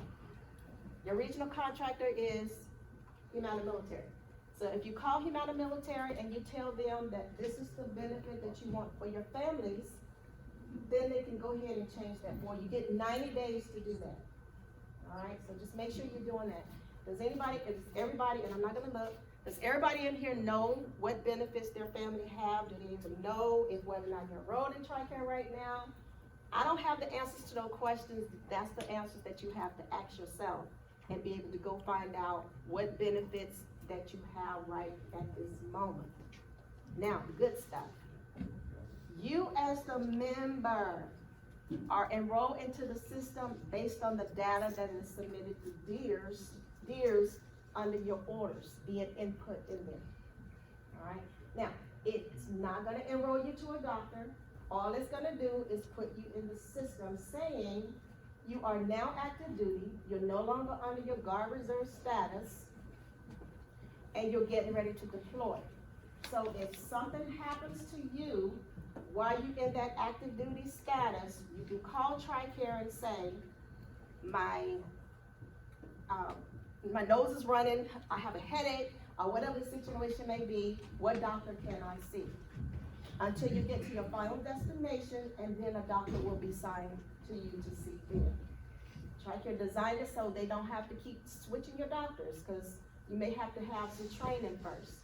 You may have to, and then you go to wherever your final destination is. So they're not gonna be plugging you in and out of doctors to be seen. So if you have to be seen now in the transition to your deployment, call Tricare and say, what doctor can I see? This is where I'm located. Now, if it's a true emergency, don't be trying to pick up that phone calling anybody. Just go ahead and go. Just go ahead and go. Now, Tricare has a definition of what a true emergency is. It's a threat of loss of life, eyesight, or limb. If you have those situations, go ahead and go to the nearest emergency room. Don't worry about calling anybody, all right? So that's how it works for you as the member. Next slide. Tricare Young Adult. This is on here for the ones who have children who has aged out. Aged out means they have reached the age of 21. They're not a full-time student. It's not 18. I get a lot of questions. My child graduated from high school and he's still be covered under me. They are still covered under you until the age of 21. 23, if they're a full-time student, that's as much as it goes.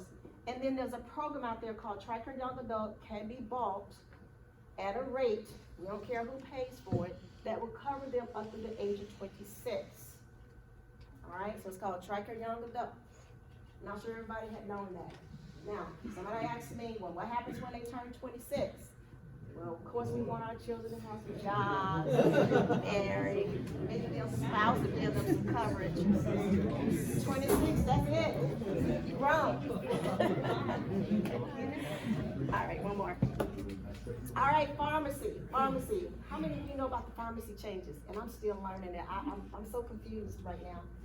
Everybody heard about the new pharmacy? Okay, so a lot of new deployments in here. All right, so pharmacy. We do have the military treatment facility that you can go get your medications at no cost, have your valid ID card and your prescription. Now, we do have a mail order. Yay, we can get our medications in the mail. All right, don't wait till the last medication. Register first, takes about 2 weeks, and then you'll start getting your medication in the mail. Retail pharmacy, this is that confusing part. Let's see. CVS, as it stands today, it's not in our network. They're coming back, all right? Walmart and Sam's, they're going out. They're no longer gonna be under us as a network pharmacy. So if your family members, and again, I'm gonna switch back to families, decide that they wanna go into Walmart or Sam's to get their medicine, that last little, right there, pay full price up front and file a claim, that's what they'll be doing. Because after December 15, I'm sorry, I didn't give you a date. After December 15, everything's gonna be switching. So if you were the ones that's under Tricare Reserve Select and you have your medication logged into the Sam's and Walmart system, make sure you get that switched over, okay? Because effective January 1st, it's gonna be full blown. They're out of our network, and that's a done deal, it's a wrap. Next slide. Next slide.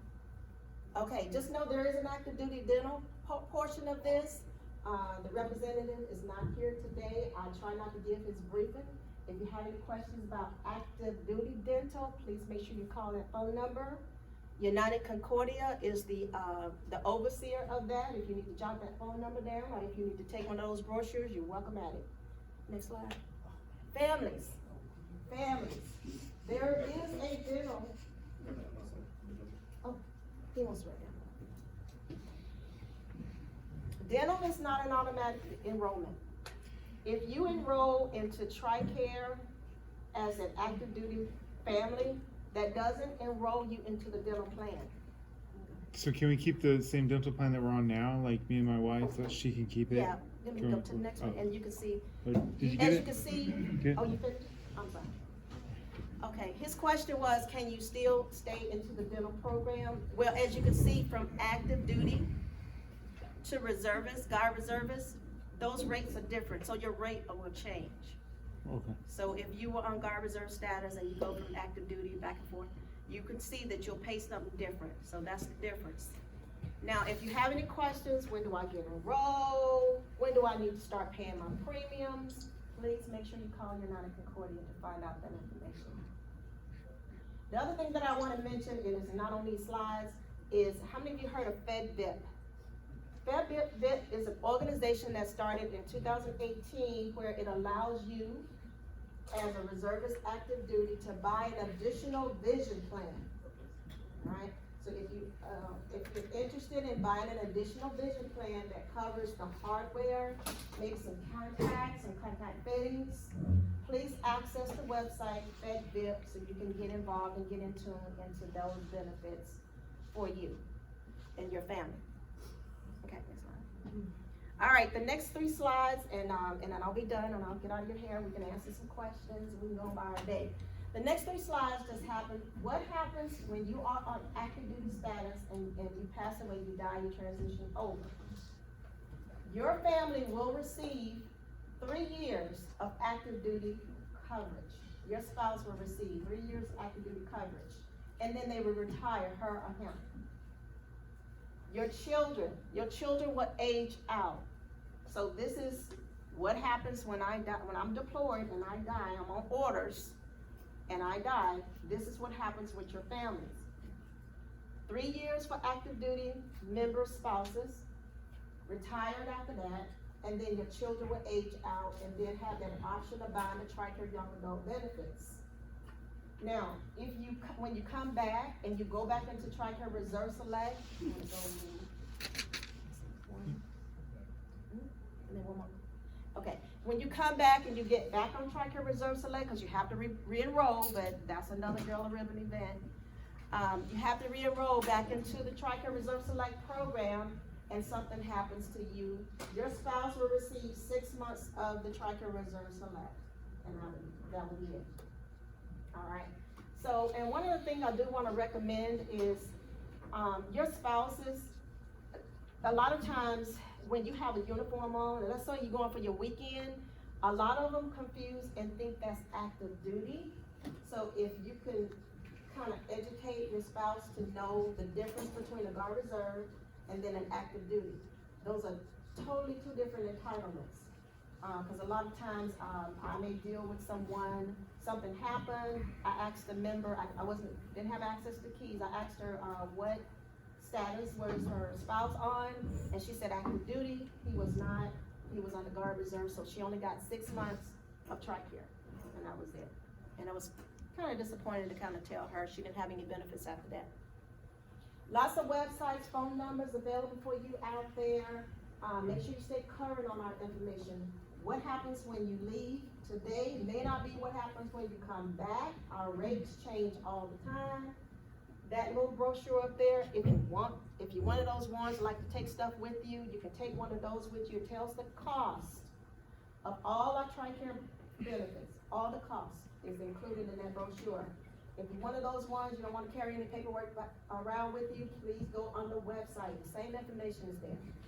Pull up the Tricare cost and you would see if you're one of those ones that's gonna select for your families, and you wanna know what you will have to pay to carry that program, access the website, Tricare cost, and it'll come up. Any questions? I have one. So there's no option for, like, if your wife were to want to keep the Tricare Select, or the program that she's under right now, like if the member were to deploy, she has to switch to one of the other 2. Yeah, well, the Tricare, is she under the Tricare Reserve Select now? Reserve Select. Okay, the Tricare Select is the exact same thing, But active duty.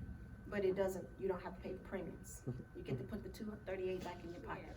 Sounds Yeah, but it's the same thing. But you'll have to call and let them know that's what you want. Yes, ma'am. Yeah. I know, I'm gonna ask some questions which I think y'all might wanna know.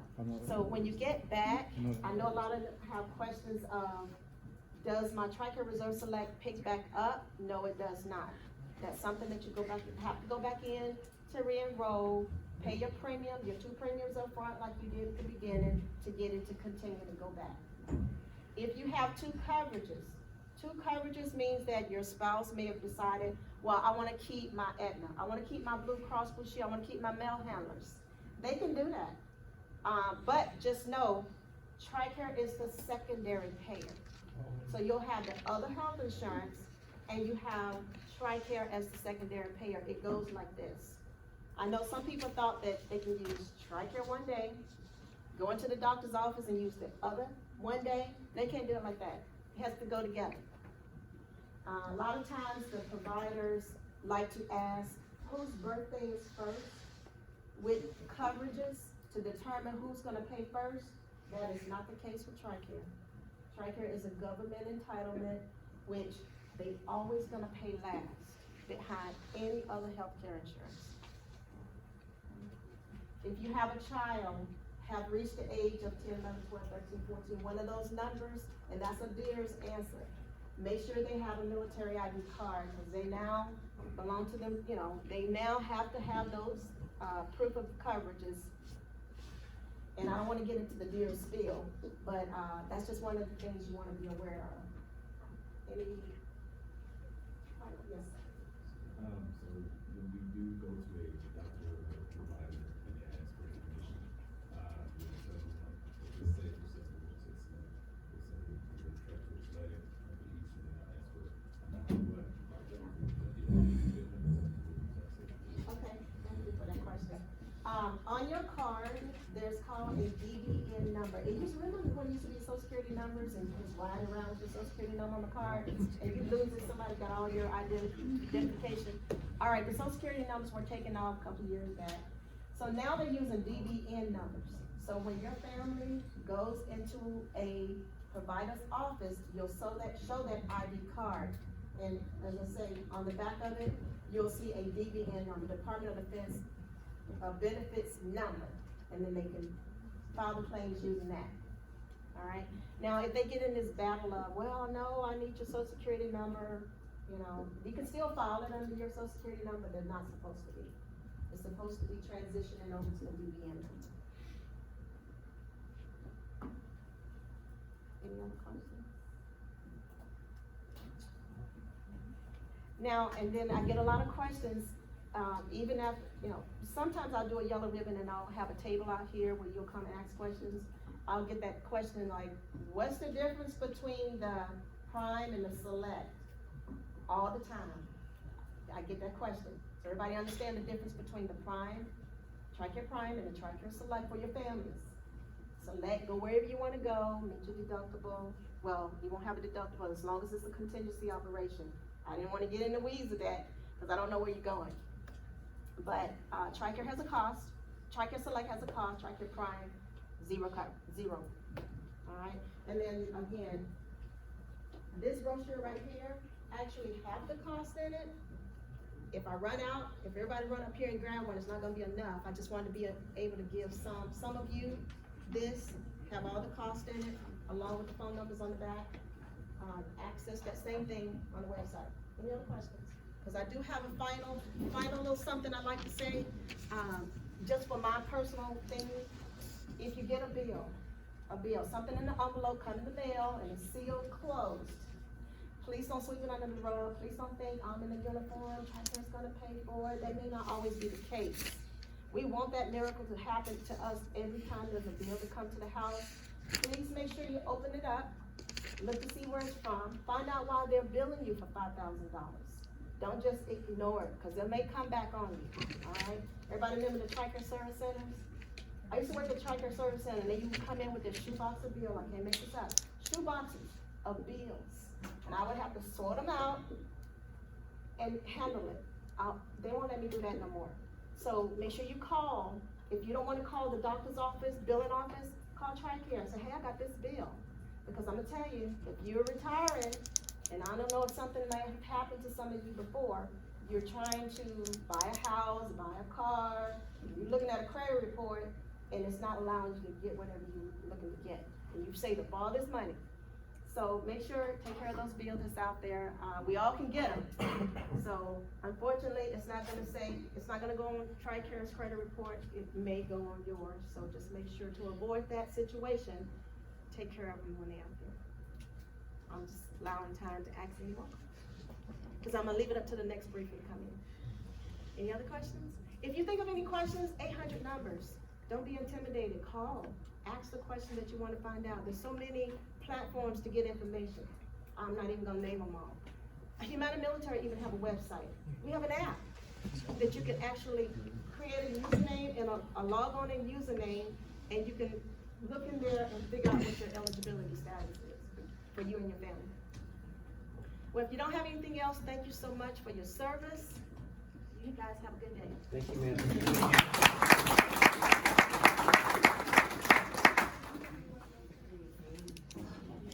I want to take a quick stretch break before we get the next slides up. We do have our yellow ribbon folks, so if you're interested in going to yellow ribbon, it's Senior Master Sergeant Lashley and I want to take that and 10-5 change.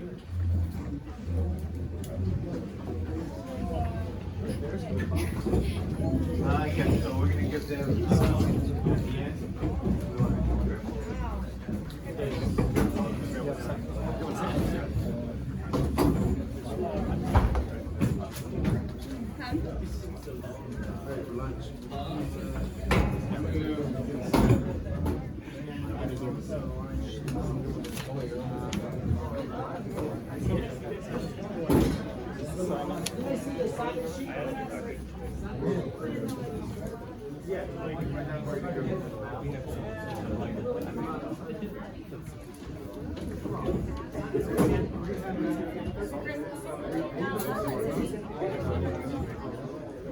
I've got 4 questions, so is that on there?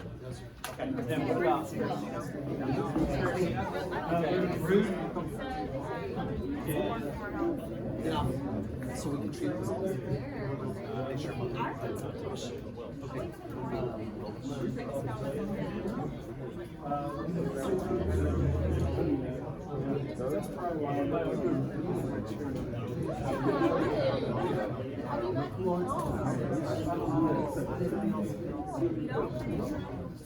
Oh, really? I don't know if I drink bullet. Oh,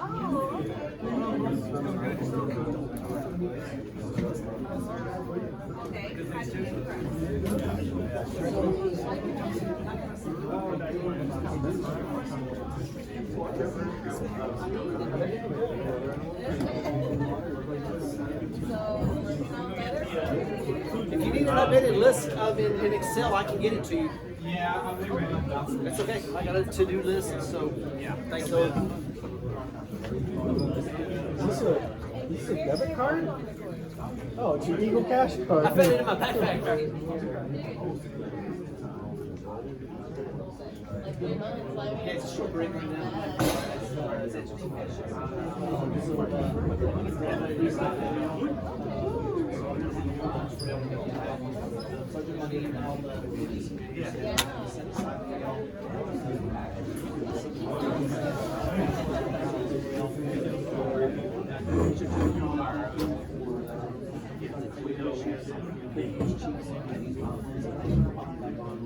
Everybody grab the email.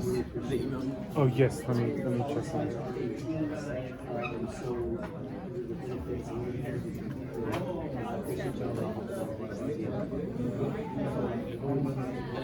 Yes, sir. Is that from Olson? Chad Olson? Yes. Okay, perfect. Got it.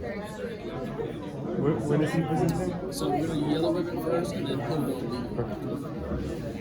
Thank you. I think you can put that before the tools of the senior initiatives, submit that, just That might be.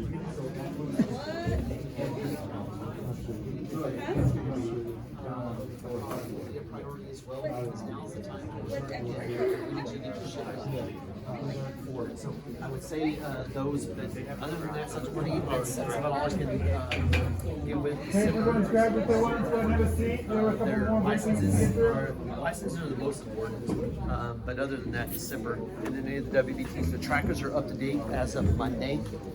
So gotta give me and Harp some time to digest the UTAs, some folks get some stuff done. So I'll try to do it if jury duty and some other things. I'll try to do like Wednesday to give y'all some time.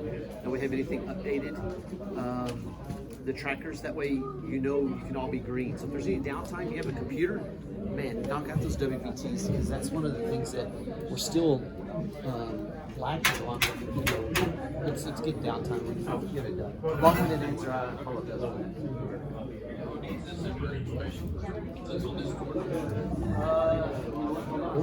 We're ready whenever you want to start. that. Just went back and forth. Hold on. Alright folks, just quick announcement, we will be handling these out, I do apologize, we're gonna hand them out at the end. I believe it's- We just wanna grab a couple of photos with you guys, our Okay, partners he's that the only donate one. them are asking that we send photos But to them. just I'll so get that you an they exact can answer.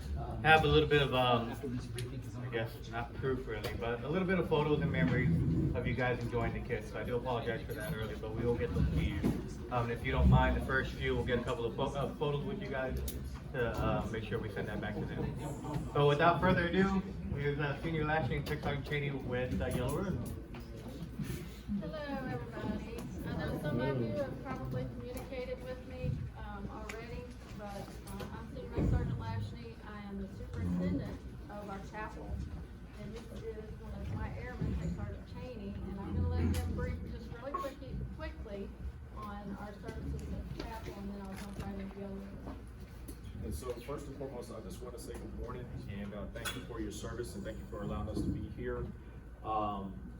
Two key things, you know, you want to remember from the chapel, and I'm pretty sure those of you who've been here for a while, you understand that and you know that, but for those who don't.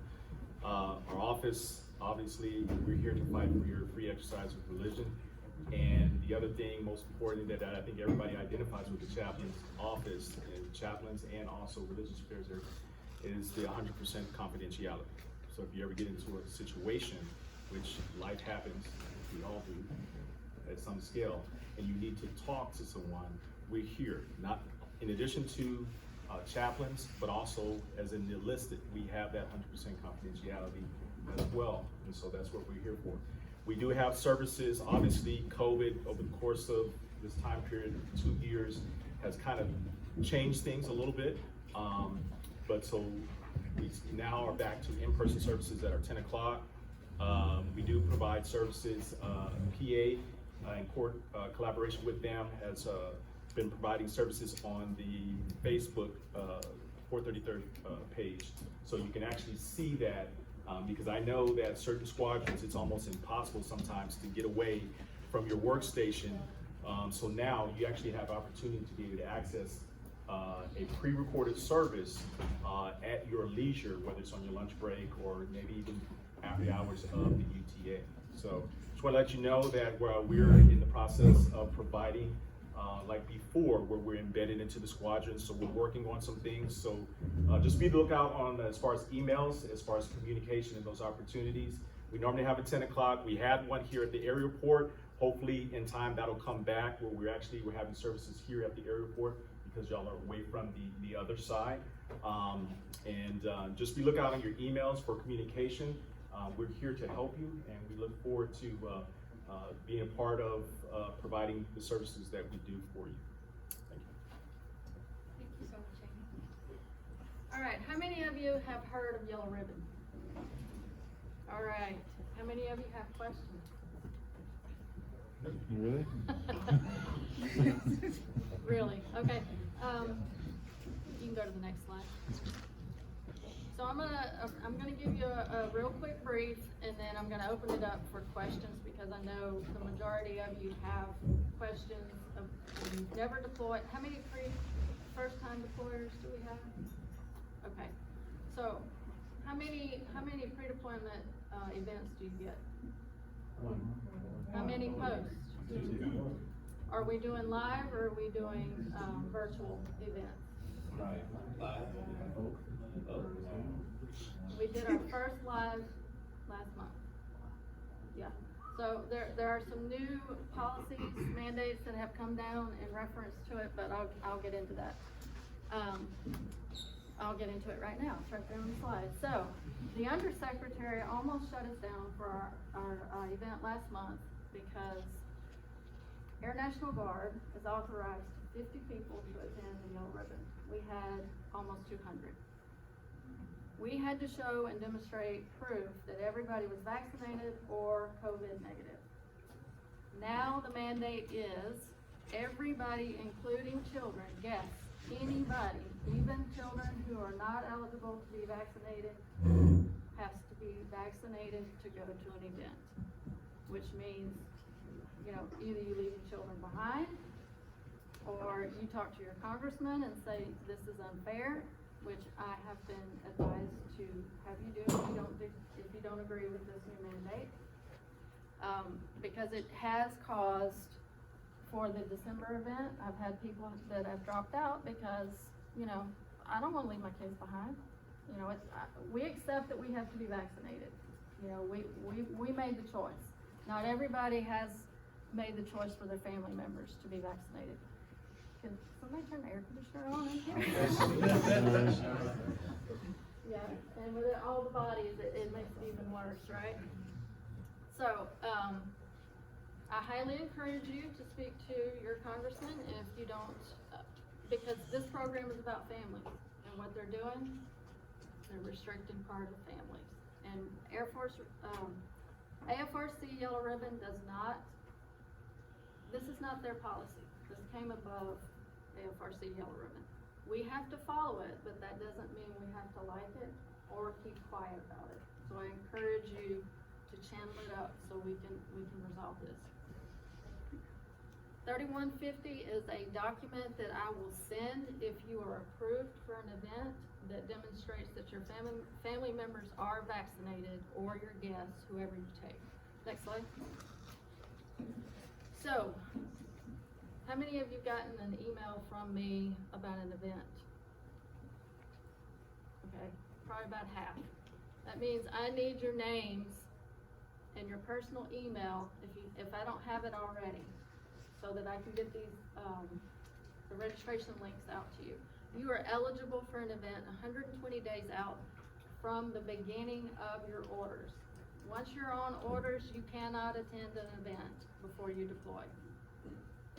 So 120 out from the day that your order actually begins, you are eligible for an event, and you are allowed to take 2 units from any of those boxes. So if you have a spouse and 10 children, you are allowed to take all 10 children and the spouse. If you have children and you want to take mom and dad, you can take your children and your mom, your children or your dad, or your mom and dad, not your children. Does that make sense? Okay. I was gonna say something else about that. Oh, so you can take, so if you're not married, you can take a sibling, you can take a parent, you can take a friend, you can take a significant other. There's no restrictions. You're allowed. Oh, up to 2. Let's see. Next slide.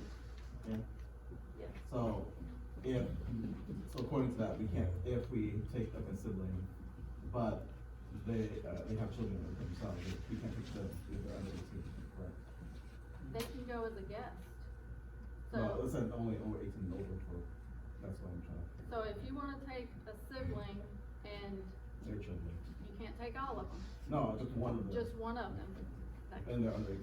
Yeah, you can take them. Even if it's not your child. I just wanna make sure, because Yeah. it said 18 and over, so that's why. Well, you can go back to the slide. So, It said 18, and it said somewhere the participants might be 18 or over. you're talking about this one right here? The one on the right. Oh, that's the terminology for the DI 18 plus. Yeah. So a parent is 18 plus. So that's A what I'm saying. guest who's 22 is 18 plus. So the children, So, but the sibling and her child, the child's not under, is under 18. Right. So I wouldn't be able to, because they're not my dears, I can't enroll them as All dears. children. you know, that's a good question. So. Would that fall under all children? It might fall under yes, I think family. dears. So let me find that out for you. Just adopt them. That's a good idea.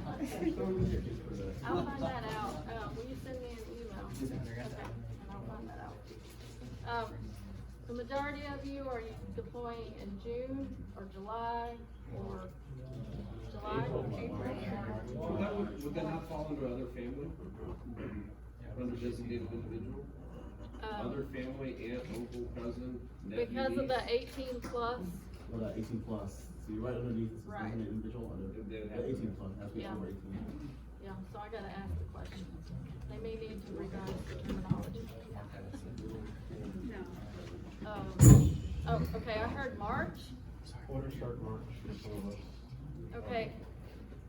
For those of you who are starting your orders in March, have you gotten the February link? And have you registered? Who hasn't? Who's starting orders in March and has not got the link? I have Okay. annual tour at the same time, so I can't do it. Send me an email and I'll get the link to you, because the link just dropped, Wednesday. That for Costa Mesa. No, Orlando. Orlando.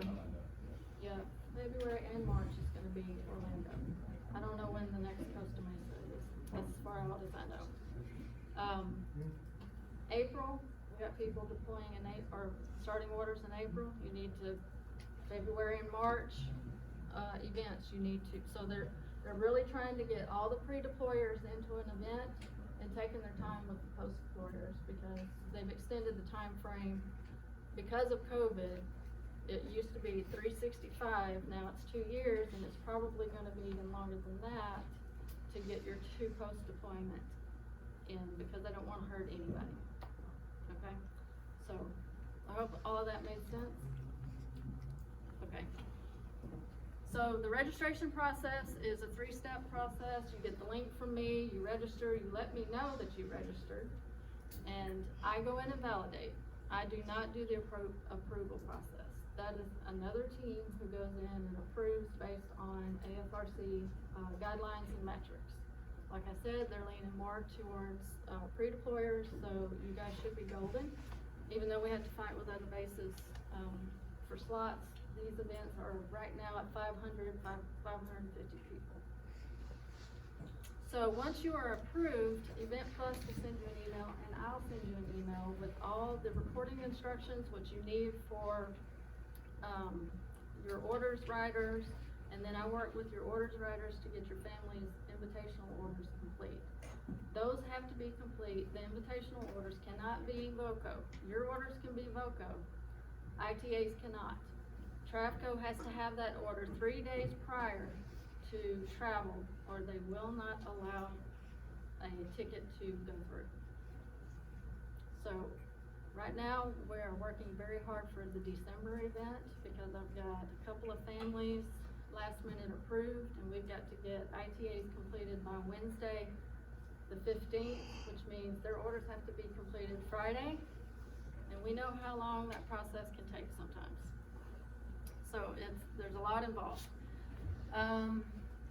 So you get one room up to 4 guests. If you have, say you have 5 children or 4 children and a spouse, you're authorized to get 2 hotel rooms. Yellow Ribbon pays for Friday night, Saturday night.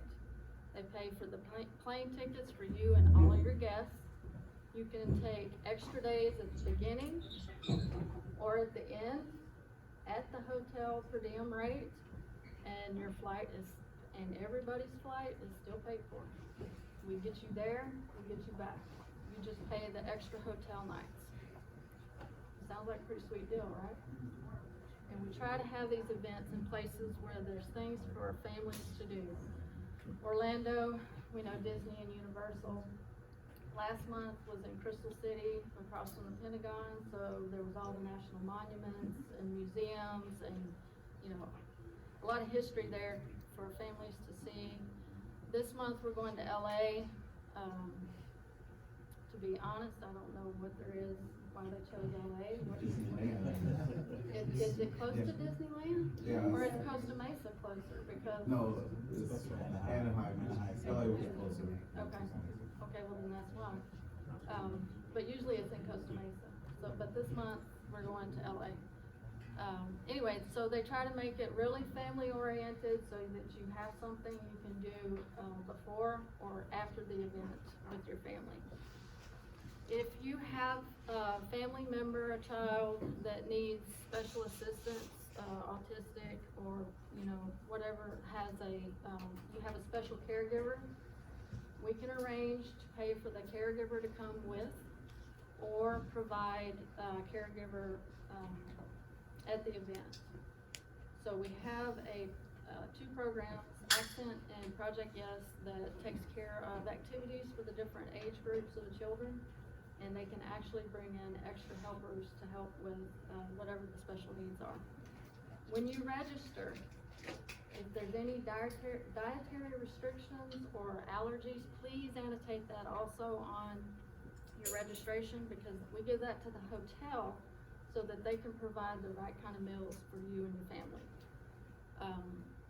November, we had a kosher request that was last minute and the hotel could not accommodate, and then we tried to find a restaurant that we could work with to bring food in, and that was not cost effective. So that family member was not given the opportunity to have the right kind of meal present. So the sooner you let us know what restrictions or what needs you have, the better we can take care of you. These events, how many have been to a Yellow Ribbon? What did you think of it? Very informative, you know, definitely, sheds some light on some things that either you talk about with your partner or with the family, you know, they try to be as interactive as possible, and then, like I said, once you get the opportunity to go out, you know, outside and see some of the, you know, kind of tourist stuff, you know, it's really just a good event for everybody, and, like I said, the paper launch over there, so, and it's something for most of the kids, so, yeah, it's good. Yeah, I'm glad you mentioned meals. We pay for Saturday night dinner for everybody in your group as well. And that's the feedback I get, is you learn things, your family members learn things, parents, spouses, first-time deployers, you know, your family doesn't know what's going on, what they need, who to reach out to, what's available, you know. So these events actually educate everybody, and then you build relationships. Your significant others or whoever you bring actually build relationships with other people at an event, so you have cross communication across the bases and support, so you know your family's taken care of. You know, if water heater busts and your wife's like, oh my gosh, the floors are destroyed and I don't know what to do, how do I shut the water off, how do I replace the hot water heater, she knows who to call, or he knows who to call, or a parent knows who to call. You know, just great networking and resources. And I already talked about that. Next slide. That's just a forecast of events. We just had Crystal City, Los Angeles, Costa Mesa. Oh, looks like, no, we're not having January's, I don't think, in Costa Mesa. So this is incorrect. Next slide. This is these are old slides, I think. No, it's not. Those are the two links. January is still open. February, that, like I said, just dropped. Next slide. And these are a few of the breakout sessions. I mean, we have hundreds of different breakout sessions that could occur at an event. And this is just a small snapshot. For post 2 deployers, which you guys will be on the other end of that in a year, couples enrichment program, believe it or not, is highly popular. It's 6 sessions, so that's all you would attend in your post 2, and a chaplain runs that, and it has rave reviews. Finance always has a lot of good response. iRest, how many of you have heard of iRest? It's a meditation process, and it's offered probably 5 to 6 times through the weekend, and it's such an awesome, relaxing experience. People are sleeping and snoring and on the floors in class. It's pretty cool. Next slide. And that's my information. I think you guys will be getting these slides. If not, take a picture. Please email me. I don't know you exist. I don't know that you need my services or that you need the links unless somebody tells me. And that's why I try to get out. I thank you guys for inviting me to come out and talk about the program. And I'm happy to assist and do whatever to get you and your family taken care of. Now, does anybody have questions? The couples enrichment was awesome. The only thing that I wondered, have they talked about trying to do that prior? Cause it seems like a lot of issues happen during deployment, and by the time they come back, it's too late. I can provide that feedback. I'll definitely check into it. The question I have is this, I know you're talking about vaccinations and whatnot, because I have a 3-year-old and a 1-year-old, so pretty much they would have to get vaccinated in order for them to be able to travel. This is kind of what I'm grasping. Right, and there's no vaccines approved for that age range right now. Right, so what would be You either go without them, or, you don't go, and you talk to your congressman, and say this is, yeah. I just wanted clarification. Yeah. Exactly, and every base is doing this. Every base is going to their, has members going to the congressman, so they're gonna get inundated, the more, the better. Do the travel tickets all have to be for the same date? I was thinking of bringing my wife and daughter, going early Disney, and then sending her back, and then my wife and I going through the different.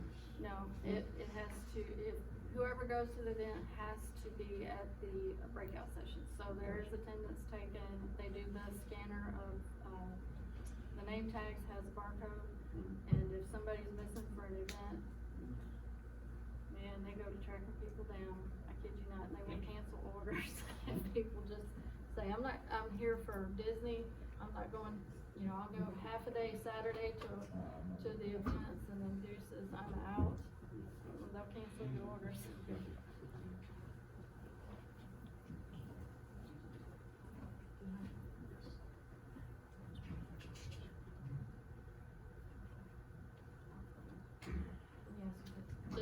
Are there any other questions? Dates coming up beyond February or March? No, so, they released them to me the Wednesday before the UTA. I try to get them out the same day, because the sooner you register, the better. And the sooner you let me know, I validate you, usually same day, next day, and, your name's in the pool. Any other questions? Thank you for your time, and Sergeant Cheney has one more item. All right, so I want you to educate me about your job real quick. 2 things, and I'll get a question over here, and then I'll get this side real quick. What's one major, let's say, tool, resource that you need to effectively do your job? What is that? 60K gloves. What's that? Military license. I can't hear. Probably gloves. Gloves? Okay. What over here? What do you need to do your job? Hand holder. Okay. I'm going somewhere with this, right? So I heard the desire, the concern about the enrichment. Yes. And how about finances? We'll throw that one in there. Hearing that on the pre-deployment. The reason why I brought that up is because in the chaplain office, the commander's, annual ministry plan, or now annual ministry plan, is fed by you. He approves it, but it's fed by you. And so my caveat to that is, when we send out a survey, it helps you that you participate in that survey. So when you see those surveys going out, please bring up those things that you're passionate about. And the reason why I say that is because if I were to take a guess on percentage of the amount of people throughout the wing, there's 2,500 plus 3,000. We probably get maybe 10%, 15% people participate in the survey. And a lot of times it's like one particular squadron. All right, so please, when you see that survey, and we'll communicate with your superintendents, your squadron commanders and things like that to push that information so that you know about it, please respond, because that way we hear you, and then that information is fed into the annual ministry plan, and eventually the commander approves that, and then maybe here on our base, okay, on the UTA, we can put together something that supports the need for family, couples, and whatever the concern or need is for the airmen, because obviously we're here for you. I just wanted to throw that out there. Thank you. Thank y'all. I also want to say, actually, I get texts all the time. I just ask you who you are, if you're pre-deployer, post-deployer, I don't care. I'm here for you. I can post it. I'll post it. Okay. Yeah, we'll take out some. Okay. Thank you again. Thank y'all. And, I hope they get your air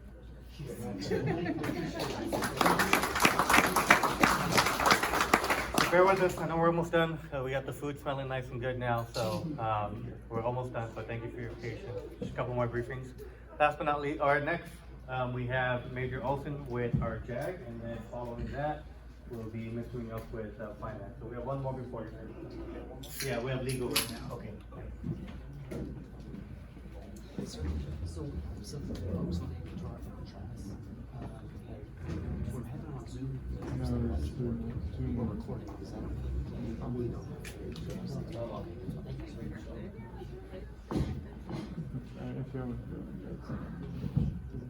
All right, good morning, guys.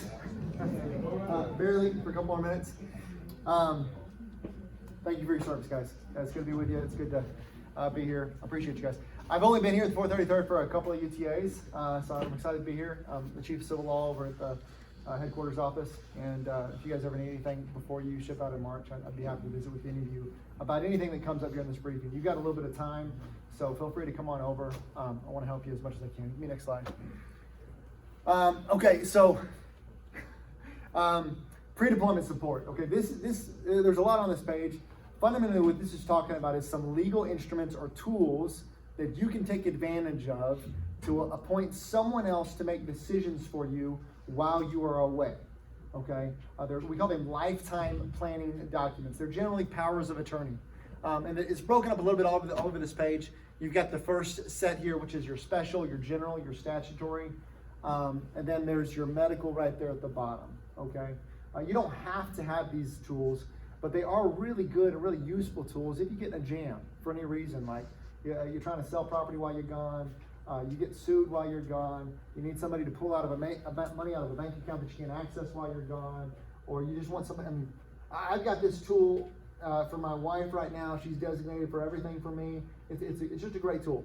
So the three that I've listed here is the special power of attorney. If you just want to give somebody some specific authority, you'd use a special. If you want to give really broad authority, it's a general. I will tell you, if you're a Texas resident, I find that there's a lot of objections that you will get to using some of these tools here in Texas, because at the end of the day, you got to persuade somebody, a bank or a title company to accept it, right? So if you are a Texas resident, make a note of the statutory durable power of attorney. Not all your legal offices are going to be familiar with it, but many of them will, particularly if you get to the lawyer, right? A lot of times paralegals are generating these up, but yeah, anyway, be mindful of that. Now, the statutory durable is effective immediately. Now that you're appointing that person as your agent, so they can't just go do whatever they want without you're suing them later, but it is effective immediately, okay? Finally, wills. There's two pieces to this. Number one is just your will. Everybody in this room has a will. Whether you know it or not, you all have one. And it's whatever the law says if it's not in writing. So unless you want to go gin up on what the law says about what happens to your property when you die, just get a will. And you can tell your family, your friends, your loved ones exactly how your estate is to be distributed upon your death. And then finally, living will, also known as your advance directives. And this is where you essentially tell your medical power of attorney or your healthcare provider what to do in the event that you're diagnosed with a terminal or irreversible condition which is going to lead to your death. So this is the whole keep me comfortable, doc. Don't keep me alive on a ventilator and a feeding tube for the next 15 years. So that's that. Next slide, please. Okay, so legal assistance, and some of this will be available while you're deployed. Some of it you may want to look into before you go. But one of the great things for service members is, the first stop, if you will, for all of your legal services needs is generally state law, okay? But because you guys are employed by the federal government and you are paid by the federal government, over the course of a number of years, federal law protections have created some additional protections for you. So you're going to start with state law, okay? But if state law isn't satisfactory enough under the Supremacy Clause of the United States Constitution, they say federal law trumps, and here are these extra protections. And some of that was born out of things like the Vietnam War era and things like that. But number one, stay of civil court proceedings. So if any of you are the respondent to a now pending civil court action, whether you're being sued for a debt, you got a child custody proceeding, you got a divorce proceeding pending, you can ask for a stay up to 90 days, and it can be extended later. But you have to affirmatively seek that. And there's some things that you got to do. You got to get a letter from your commander saying that you're unavailable, things of that nature. But you have to affirmatively do it. If you don't, they're going to move forward without you, and they're going to get, number two, a default judgment. A default judgment is just a judgment that is taken against you. The court renders upon your case. They make a decision, even though you're not there. Okay? There are some limited circumstances in which you can have that default judgment reopened upon your return. And again, this is a federal protection. But both of these things, you got to have a lawyer to do that for you. You're going to need some help. I will tell you, how long are you guys deploying? 6 months? Okay, so with COVID and everything that's going on, it's hard to get a default judgment against a service member. There are other built-in protections. Like before you pursue a default judgment against a service member, you have to get a service member's affidavit stating that, you have to get a non-military affidavit stating that the respondent is not then in military service or not deployed. And anyway, there's a lot of hurdles to get in there. Termination of leases for premises like your apartment or your residential lease if you're being deployed for more than 90 days, which you are, and vehicle leases. You can have these terminated as well. Again, you got to affirmatively seek it, but you can do just that. You can also terminate your phone plan if you want to. Of course, we don't have phone contracts like we used to. Most of them are month to month now. And then finally, I don't know why this is here, but there's a 6% interest rate cap on pre-service credit cards and loans. Fortunately, interest rates are great right now. But if y'all haven't already tracked that, certainly go talk to JAG about that. We can help you get a cap. You can save a lot of money on getting that instituted. Finally, taxes. You guys are all going to be gone during tax filing season, so y'all need to be mindful of that, prepare for that. There's certainly a power of attorney that you can file or have signed to have someone file on your behalf, or you can simply request an extension. But you need to do that ahead of time, or the IRS is going to pay. They're going to get you. Next slide, please. LOAC. All right. One question. What does LOAC stand for, guys? All right, of course. You guys have been through the briefing. Y'all know about this. I'm not going to re-brief you on everything. But we are not mercenaries. All right. We're not pirates. We follow the law. We're in the profession of arms. All right. It's a wonderful thing. It's a wonderful tool. And we need to continue to model that around the world. Okay. Now, you guys know all that piece. What I'm here to remind you about today is, number one, it's mandatory that we report LOAC violations, okay? By ourselves, by our superiors, by our friendly forces, and by our adversaries. So you've got to do that. Any questions about LOAC just generally? I know you've been through the training. Okay, we're gonna cruise then. One comment real quickly. Following an order is not a defense to a LOAC violation. Okay, you guys, any history buffs in the room, y'all might remember the Nuremberg trials, all the German officers, the Nazis that were convicted for, they all said I was just following orders, right? And they all went to jail. Okay, next slide, please. All right, while deployed, this is just a couple of quick bullets, and obviously we're going fast, and I'm okay with that. I'll give you some time for questions. But while deployed, you remain subject to UCMJ. Okay. In fact, not only are you subject to UCMJ, you're also subject to a few other things, like the status of forces agreements. You got to respect other nations' laws, cultural traditions. There will be a deployed JAG available in theater. Of course, you've also got SARC and SBC support available. And finally, I don't know where you guys are going, but General Order 1, if it's applicable to where you're going, no drinking. I don't know if that's your story. Next slide. All right, you guys, that's it. With the 433rd JAG legal office, we are only available during UTAs. We don't have any sort of a full-time presence. But because you guys are deploying, you can certainly seek support from any of the, I mean, you guys got a lot of options here in JBSA, whether it's the Lackland legal office, which is over in the Acra building, right there in front of the parade field, with the 37th Training Ring headquarters. You could also go to Randolph or Fort Sam. A lot of those legal offices would be happy to help you with a power of attorney or a will. Deployers get priority there. So take advantage of the services that are available to you. You paid for it. You've already paid for it. So if you get a bill from me for this presentation, disregard. You already paid for it. So any quick questions? You can certainly reach. I'll stick around for a little bit if you have any questions that you don't want to talk about in the public forum. But any general questions? I know this was quick and fast, but. Do we set appointments with the office if we want to do it on the UT weekend before we go, or how does that? Yeah, you can. You can actually call this number today if y'all want to schedule an appointment with me. I'm happy to visit with you guys next drill or the February drill. That's fine. Yeah, but again, you can also do that during the week if you're in the local area when active duty All the officers. yellow ribbon events have JAG there as well, Oh, yeah. so they'll take care of it. No offense to these, y'all, but I've always taken care of the yellow ribbon. It's there looking at. That's also true. Okay. Anything else, guys? All right, guys, go review them. Thank you, sir.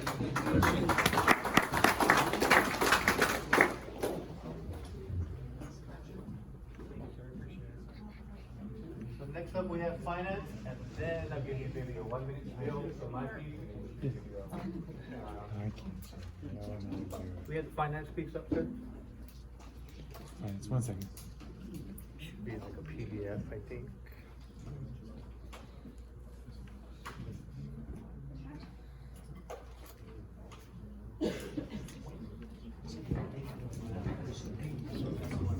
It's just a PDF.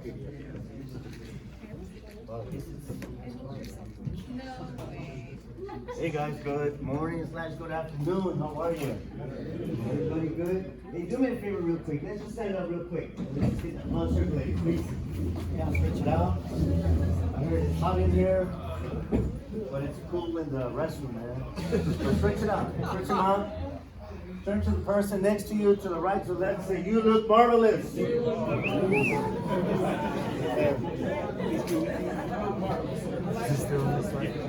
can have a seat when you can. For some of the growling for Thursday, right? Make this short. And then we have some nice sweaters. In case you're wondering, my twin brother's here with me. You're like, hey, they look alike. He's my other co-worker, Milpay. We're from the 433rd Air Wing. We work for Miss Ana Moreno. And many of you know her, right? You should. So she's a good boss. So we're here to do this brief. It's going to be very, we're going to condense it, okay? Where are you all going, by the way? Where to? That's right, okay. But you're going somewhere, right? Out of the country? All overseas, yes. Overseas? Yes. Okay, all right, good. I was gonna say, if you're going to El Paso, you're entitled to hardship duty pay. The whole town. All right, so Ana Moreno is my supervisor. She's up there. That's me, Orlando. We have the new rookie here, Andrew. He and I, we go back years. All right. College, okay. He went to Penn State, and I went to the state. So Andrew Christensen, we're just gonna cover a few things here. Right now, everybody has MyPay, right? You have access to MyPay, no problem there, right? Those of you who are married, everything's good. Spouses, right? You're gonna be entitled to FSA, so make sure that you get that FSA form turned in. It's $250 a month. All right. Make sure that your orders they flow into the system, and MFP, MDS, or somewhere up there. Your orders have to flow in first before we can start your pay. What happens is when your orders flow in, and let's say you don't turn in your orders on time, your base pay is gonna kick in and the ball type 2 is gonna kick in. So by the time we get your orders through SharePoint, we have to go back and adjust that ball type 2, just so you know, okay? But the orders have to flow in and we can start your pay. So make sure you certify your orders, submit them in SharePoint. Any questions so far? Okay, next, we covered FSA, BAH. Okay, take this number down, folks. If you're in a specific AOR location, we need to know. If we don't know this, where you are, you're not gonna get that combat zone tax exclusion. So make sure you take that number down. I believe it's Mr. Walker, the UDM. He's the one that's gonna take all that paperwork from you guys and it goes to us, no pay. Where we're gonna process your hardship, your comeback tax exclusion, location. It's to be part of their orders, so that it should be. It's part of the orders, okay, but it's a separate form. It's called a IMT 1881. We get that. We have a list of your names, your socials, dates, and locations. Okay? Can you call that number out, sir? What's that? Oh. Oh, I got it. It's 210-925-8258. You're welcome. What was the last word? 8258. As far as the FSA, how do we go about submitting that? Is that simply straight to the SharePoint? Yes. Just drop it in there? Yes. Questions about FSA, the form and how you notify us? Basically, that's your question? Yes. All the forms, the mail pay documents are in the SharePoint. Go to mail pay documents. You must turn in the married ones, okay? Turn in your FSA form. Now, when you come back, you must submit the same FSA form or submit a new one. And let us know when to stop it, because we don't know when you're back. Does that apply also to children as well? Yes. Okay, who's entitled to FSA? Who's entitled? Obviously, spouse, right? If you have children. Okay. What if you're paying child support? Hey, I'm paying child support. Am I entitled to it? No. You gotta have a code. What we look for is a 1 alpha spouse or a 1C. Sure. Okay. So those are basically the only codes, right? FSA. All right. Did you want to cover real quick on the hardship duty pay? Well, hardship duty pay is, you'll get that, well, we'll get a roster for whoever is entitled to hardship duty pay, and it's based off of location. So wherever you're going, and they'll have the location on there, and it's $225 every month. $225, just about the same as family separation allowance. So we'll get the roster from you guys, so I wouldn't have to worry about that too much. So not too much to cover on hardship duty pay. So, I've done it before to make sure, but, so if your family members are enrolled to DEERS, you still have to complete a different form and submit it to finance, correct? For, spouse, like family separation pay. No, you fill it out. Yeah. No, we fill it out to send it out. So, but if the DEERS was updated with all that information, you still have to fill out a separate form. No, to look at. So we don't really do anything with DEERS. No, that's what I'm saying. So people who enrolled into DEERS still have to also. Oh, yeah. No pay, that Mhm. they have a spouse or have children and Yes. all that. So Yeah. That's why I wanna make sure that everyone knows. Or if your life changes and you get married before you deploy, whatever, get divorced, I don't know. Any situation like that, you need to let us know before you go. So we can update your pay file. If your dependencies data changes while you're out there, you gotta fill out that form AF 594, I think it's up there. AF 594, remember that, okay? Update it. If anything changes, you gotta let us know. Because let's say, I don't know, heaven forbid, you no longer have that dependent with you, now you're single, but you're drawing FSA. See what I'm saying? We gotta stop that. All right? We need to stop that. Just little things like that. So make sure that these orders are flowed into the pay system, because if I see there's zeros and you're not in there, I can't pay you, okay? I can't. So it could be a month later. But you will see a paycheck, but look for your LES, because it's gonna have base pay, and you're gonna see, what's this Bob type 2? But there won't be no BAS either. So you guys let us know right away. Because it's our job, is to go back in there and adjust your BAL, your BAS, and start your FSA. You got it? Okay. Leave. Want to cover leave real quick? Leave, if you wanna go on leave, when you come back, you'll submit obviously a part 1, and then we'll give you a leave control number, and then you'll submit your part 3, because there's 3 parts, part 1, 2, and 3. 2 is yours. So we'll have part 1, leave control number, and then you'll come back and you'll give us part 3. After it gets charged off and you have excess leave, 30 days, whatever days, you'll submit either a 1089 to say you want to sell that leave, carry that leave over to your next set of orders, or whatever is your choice. So you can find that on the 433rd library, and it's how to sell leave or carry over leave. It's a folder right there, and just click on it, and it's instructions, step 1 through 5 or 6. Tells you exactly what to do, and it has the forms on there, so. Is there a time limit on leave, like when it has to be used on? No, just, we'd like to have it done as soon as possible, Well, so you some don't. of it too, so you're gonna queue your leave while you're there.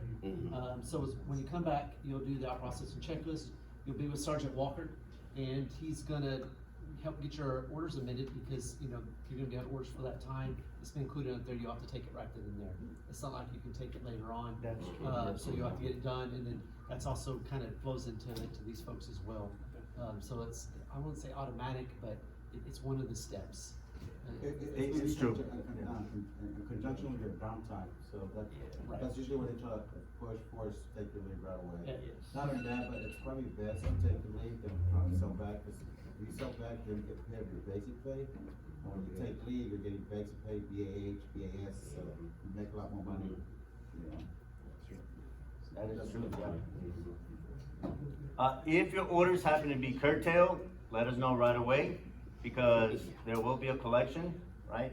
If you're, or if you need to, if you're extending your orders, let us know so that we can, add that many days to your orders. Okay, just let us know. That information's up there. Utilize the emails, okay? Myself, Ana Moreno, Mr. Andrew here. We'll be your pivotal guy right here at the mill pay office, anything comes up. Okay? Yeah, just remember, you guys drive your pay, so what you submit to us is what you're gonna get, so. The leave that we incurred while we're on deployment, is that tax-free when we use it back? No. If it's, no. Well, let's see here, good question, because there's combat tax exclusion involved, so I think it will be tax-free. It was, if you're 1 month, like, if you're 1 day boots on ground of the month, then that entire month will be tax-free. Yes. That's not But leave afterwards. once if it's already passed the next month, then it won't be. It's taxable. That's right. So long as we start off over there here in time, it's tax free. Anyone planning to re-enlist out there with a bonus? No? Yeah, that was great. It's not active duty, right? I know. Okay, yeah, little things like that, okay? All right, well, I don't have anything else. If you all have any questions, or if you're shy about it, send me an email, or Andrew an email. All right, you guys be safe, take care, and we'll see y'all when you get back. Okay? What's y'all's availability as far as, you said just on the weekends? Is that correct? Well, Monday through Friday, but UTAs, they pay us premium, all right, to be here. All right, a little bit of, so we're here on UTAs, but other than that, Monday through Friday. Yeah. Or you can find us at the gym, 5 o'clock every morning. Yeah, but I'm gonna leave some of these forms up here too, so you guys can grab them. Okay, yeah, so just a few here, but just pass the information. We have it on slides. Yeah. All right, guys, thank you all. We'll see you tomorrow. Thank you for having us here. Appreciate it. All right, guys, you take care. Women, take care. I promise I won't keep you that long. Most of the information that we have and the services that we have are on the trifold that we handed out to you guys. So if you want to look those over. Just a couple of things about the stuff that we handed out. The peace book, if you want to share with your significant other, it's just more of a way to keep you guys interactive while you're there, kind of a little bit of activity. If you're a huge romantic or if your significant other is romantic, it's kind of good for that. You leave little sweet messages for each other. So it's a very good tool. The blue things that we handed out, if you haven't figured it out yet, it is a phone holder with the capability of putting the USB into the back. So if you need that where you're at, that's what that is. The VA book. Big thing I got to say, if you guys do plan on filing for disability, any little thing that happens to you while you were gone, get seen, go to sick call, get it documented while you're on order. Especially if you plan to get separated afterwards when you come back. It'll be hard to prove it was service connected if you don't get it documented on your military record. So read through it, a bunch of information on there. If you haven't, go to va.gov. Create an account through eBenefits with your CAT card that gives you full access to that website. So when you get ready to file for disability, you'll have access to that from a non-government computer. You can even access it from your phone. A couple of things. Could we go to the next slide, please? Don't worry about that. If you don't know who your key spouse is, definitely get involved with your key spouse. For those of you who have folks that you're leaving behind that are kind of by themselves, it's just a good way for them to keep involved. They meet every day. They meet online via Facebook, have events out there. So it lets them know what's going on, not having to rely on you all the time on what's going on base, and they don't have to stay away from base for 6 months or so, especially if there's gate changes, ID changes, whatever the case may be. Next, please. Car care because we care. Make sure you give your spouse a copy of your orders. What they can do with that is take a copy of your orders to the active duty airman and family readiness or to the auto hobby shop. They get a free oil change while you're gone and a free overview of the maintenance for the car. So that's a good thing for them. We also have give parents a break. So for your significant others that you are leaving behind, they are allowed it for once a month, 4 hours to drop the little ones off at the CDC for a break if they want to get their hair did, nails done, all that jazz. But it's a good break for them just for a little bit of me time. Next, please. Again, tutor.com. That along with Military One Source. If your little ones need help while you're gone, it's free for you guys to use. Even for you, if you're taking some classes abroad, it's a good way. You're gonna have a lot of downtime aside from sleeping and working to knock some courses out. So utilize tutor.com. It's free. Again, and Military One Source offers tutoring as well. Next, please. This is a big one that I want to touch on. For you guys leaving our first-time deployers, if we need to get you back on military leave, Red Cross will get you back sometimes within 12 to 24 hours, depending on the situation. Make sure at a minimum that your family knows where you're going, who your commander is, who your shirt is, and what squadron you belong to. Without that information, they can't get you back. So you simply have to call Red Cross, most likely with your commander unit name or shirt name, and they'll get you over right away, and in process get somebody in your place if that's needed. So if anything, just remember American Red Cross and give them that information. Next, please. Again, not to be up too much on Military One Source, whatever you need to be seen with, 12 free sessions for whatever you need assistance with. Tutor, child care, you need to speak with some, marriage counseling, I've used it myself.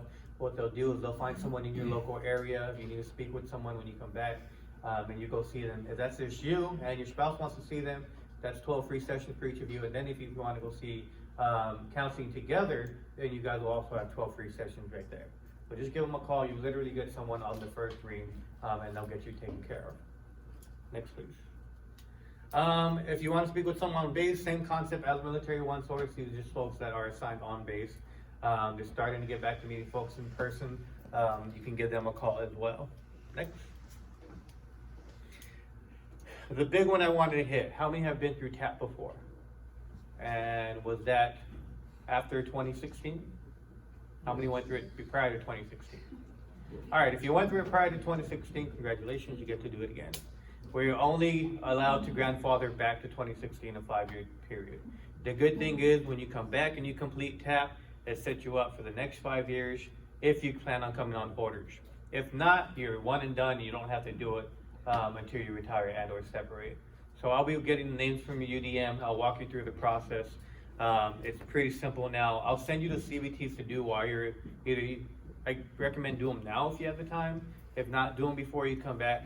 So when you get back, all you have to do is the pre-separation briefings, and we'll get them signed, and you're good to go. Just one thing on that, we're all doing them before we leave, because if we wait till we come back, you're gonna be doing your CBTs on your downtime. You're gonna come in to work and do them. So we're all gonna do them before we leave. Okay, yeah, and even better, we can get you guys knocked out. We start setting that 5-year time period now, so you're good to go and have to worry about when you get back.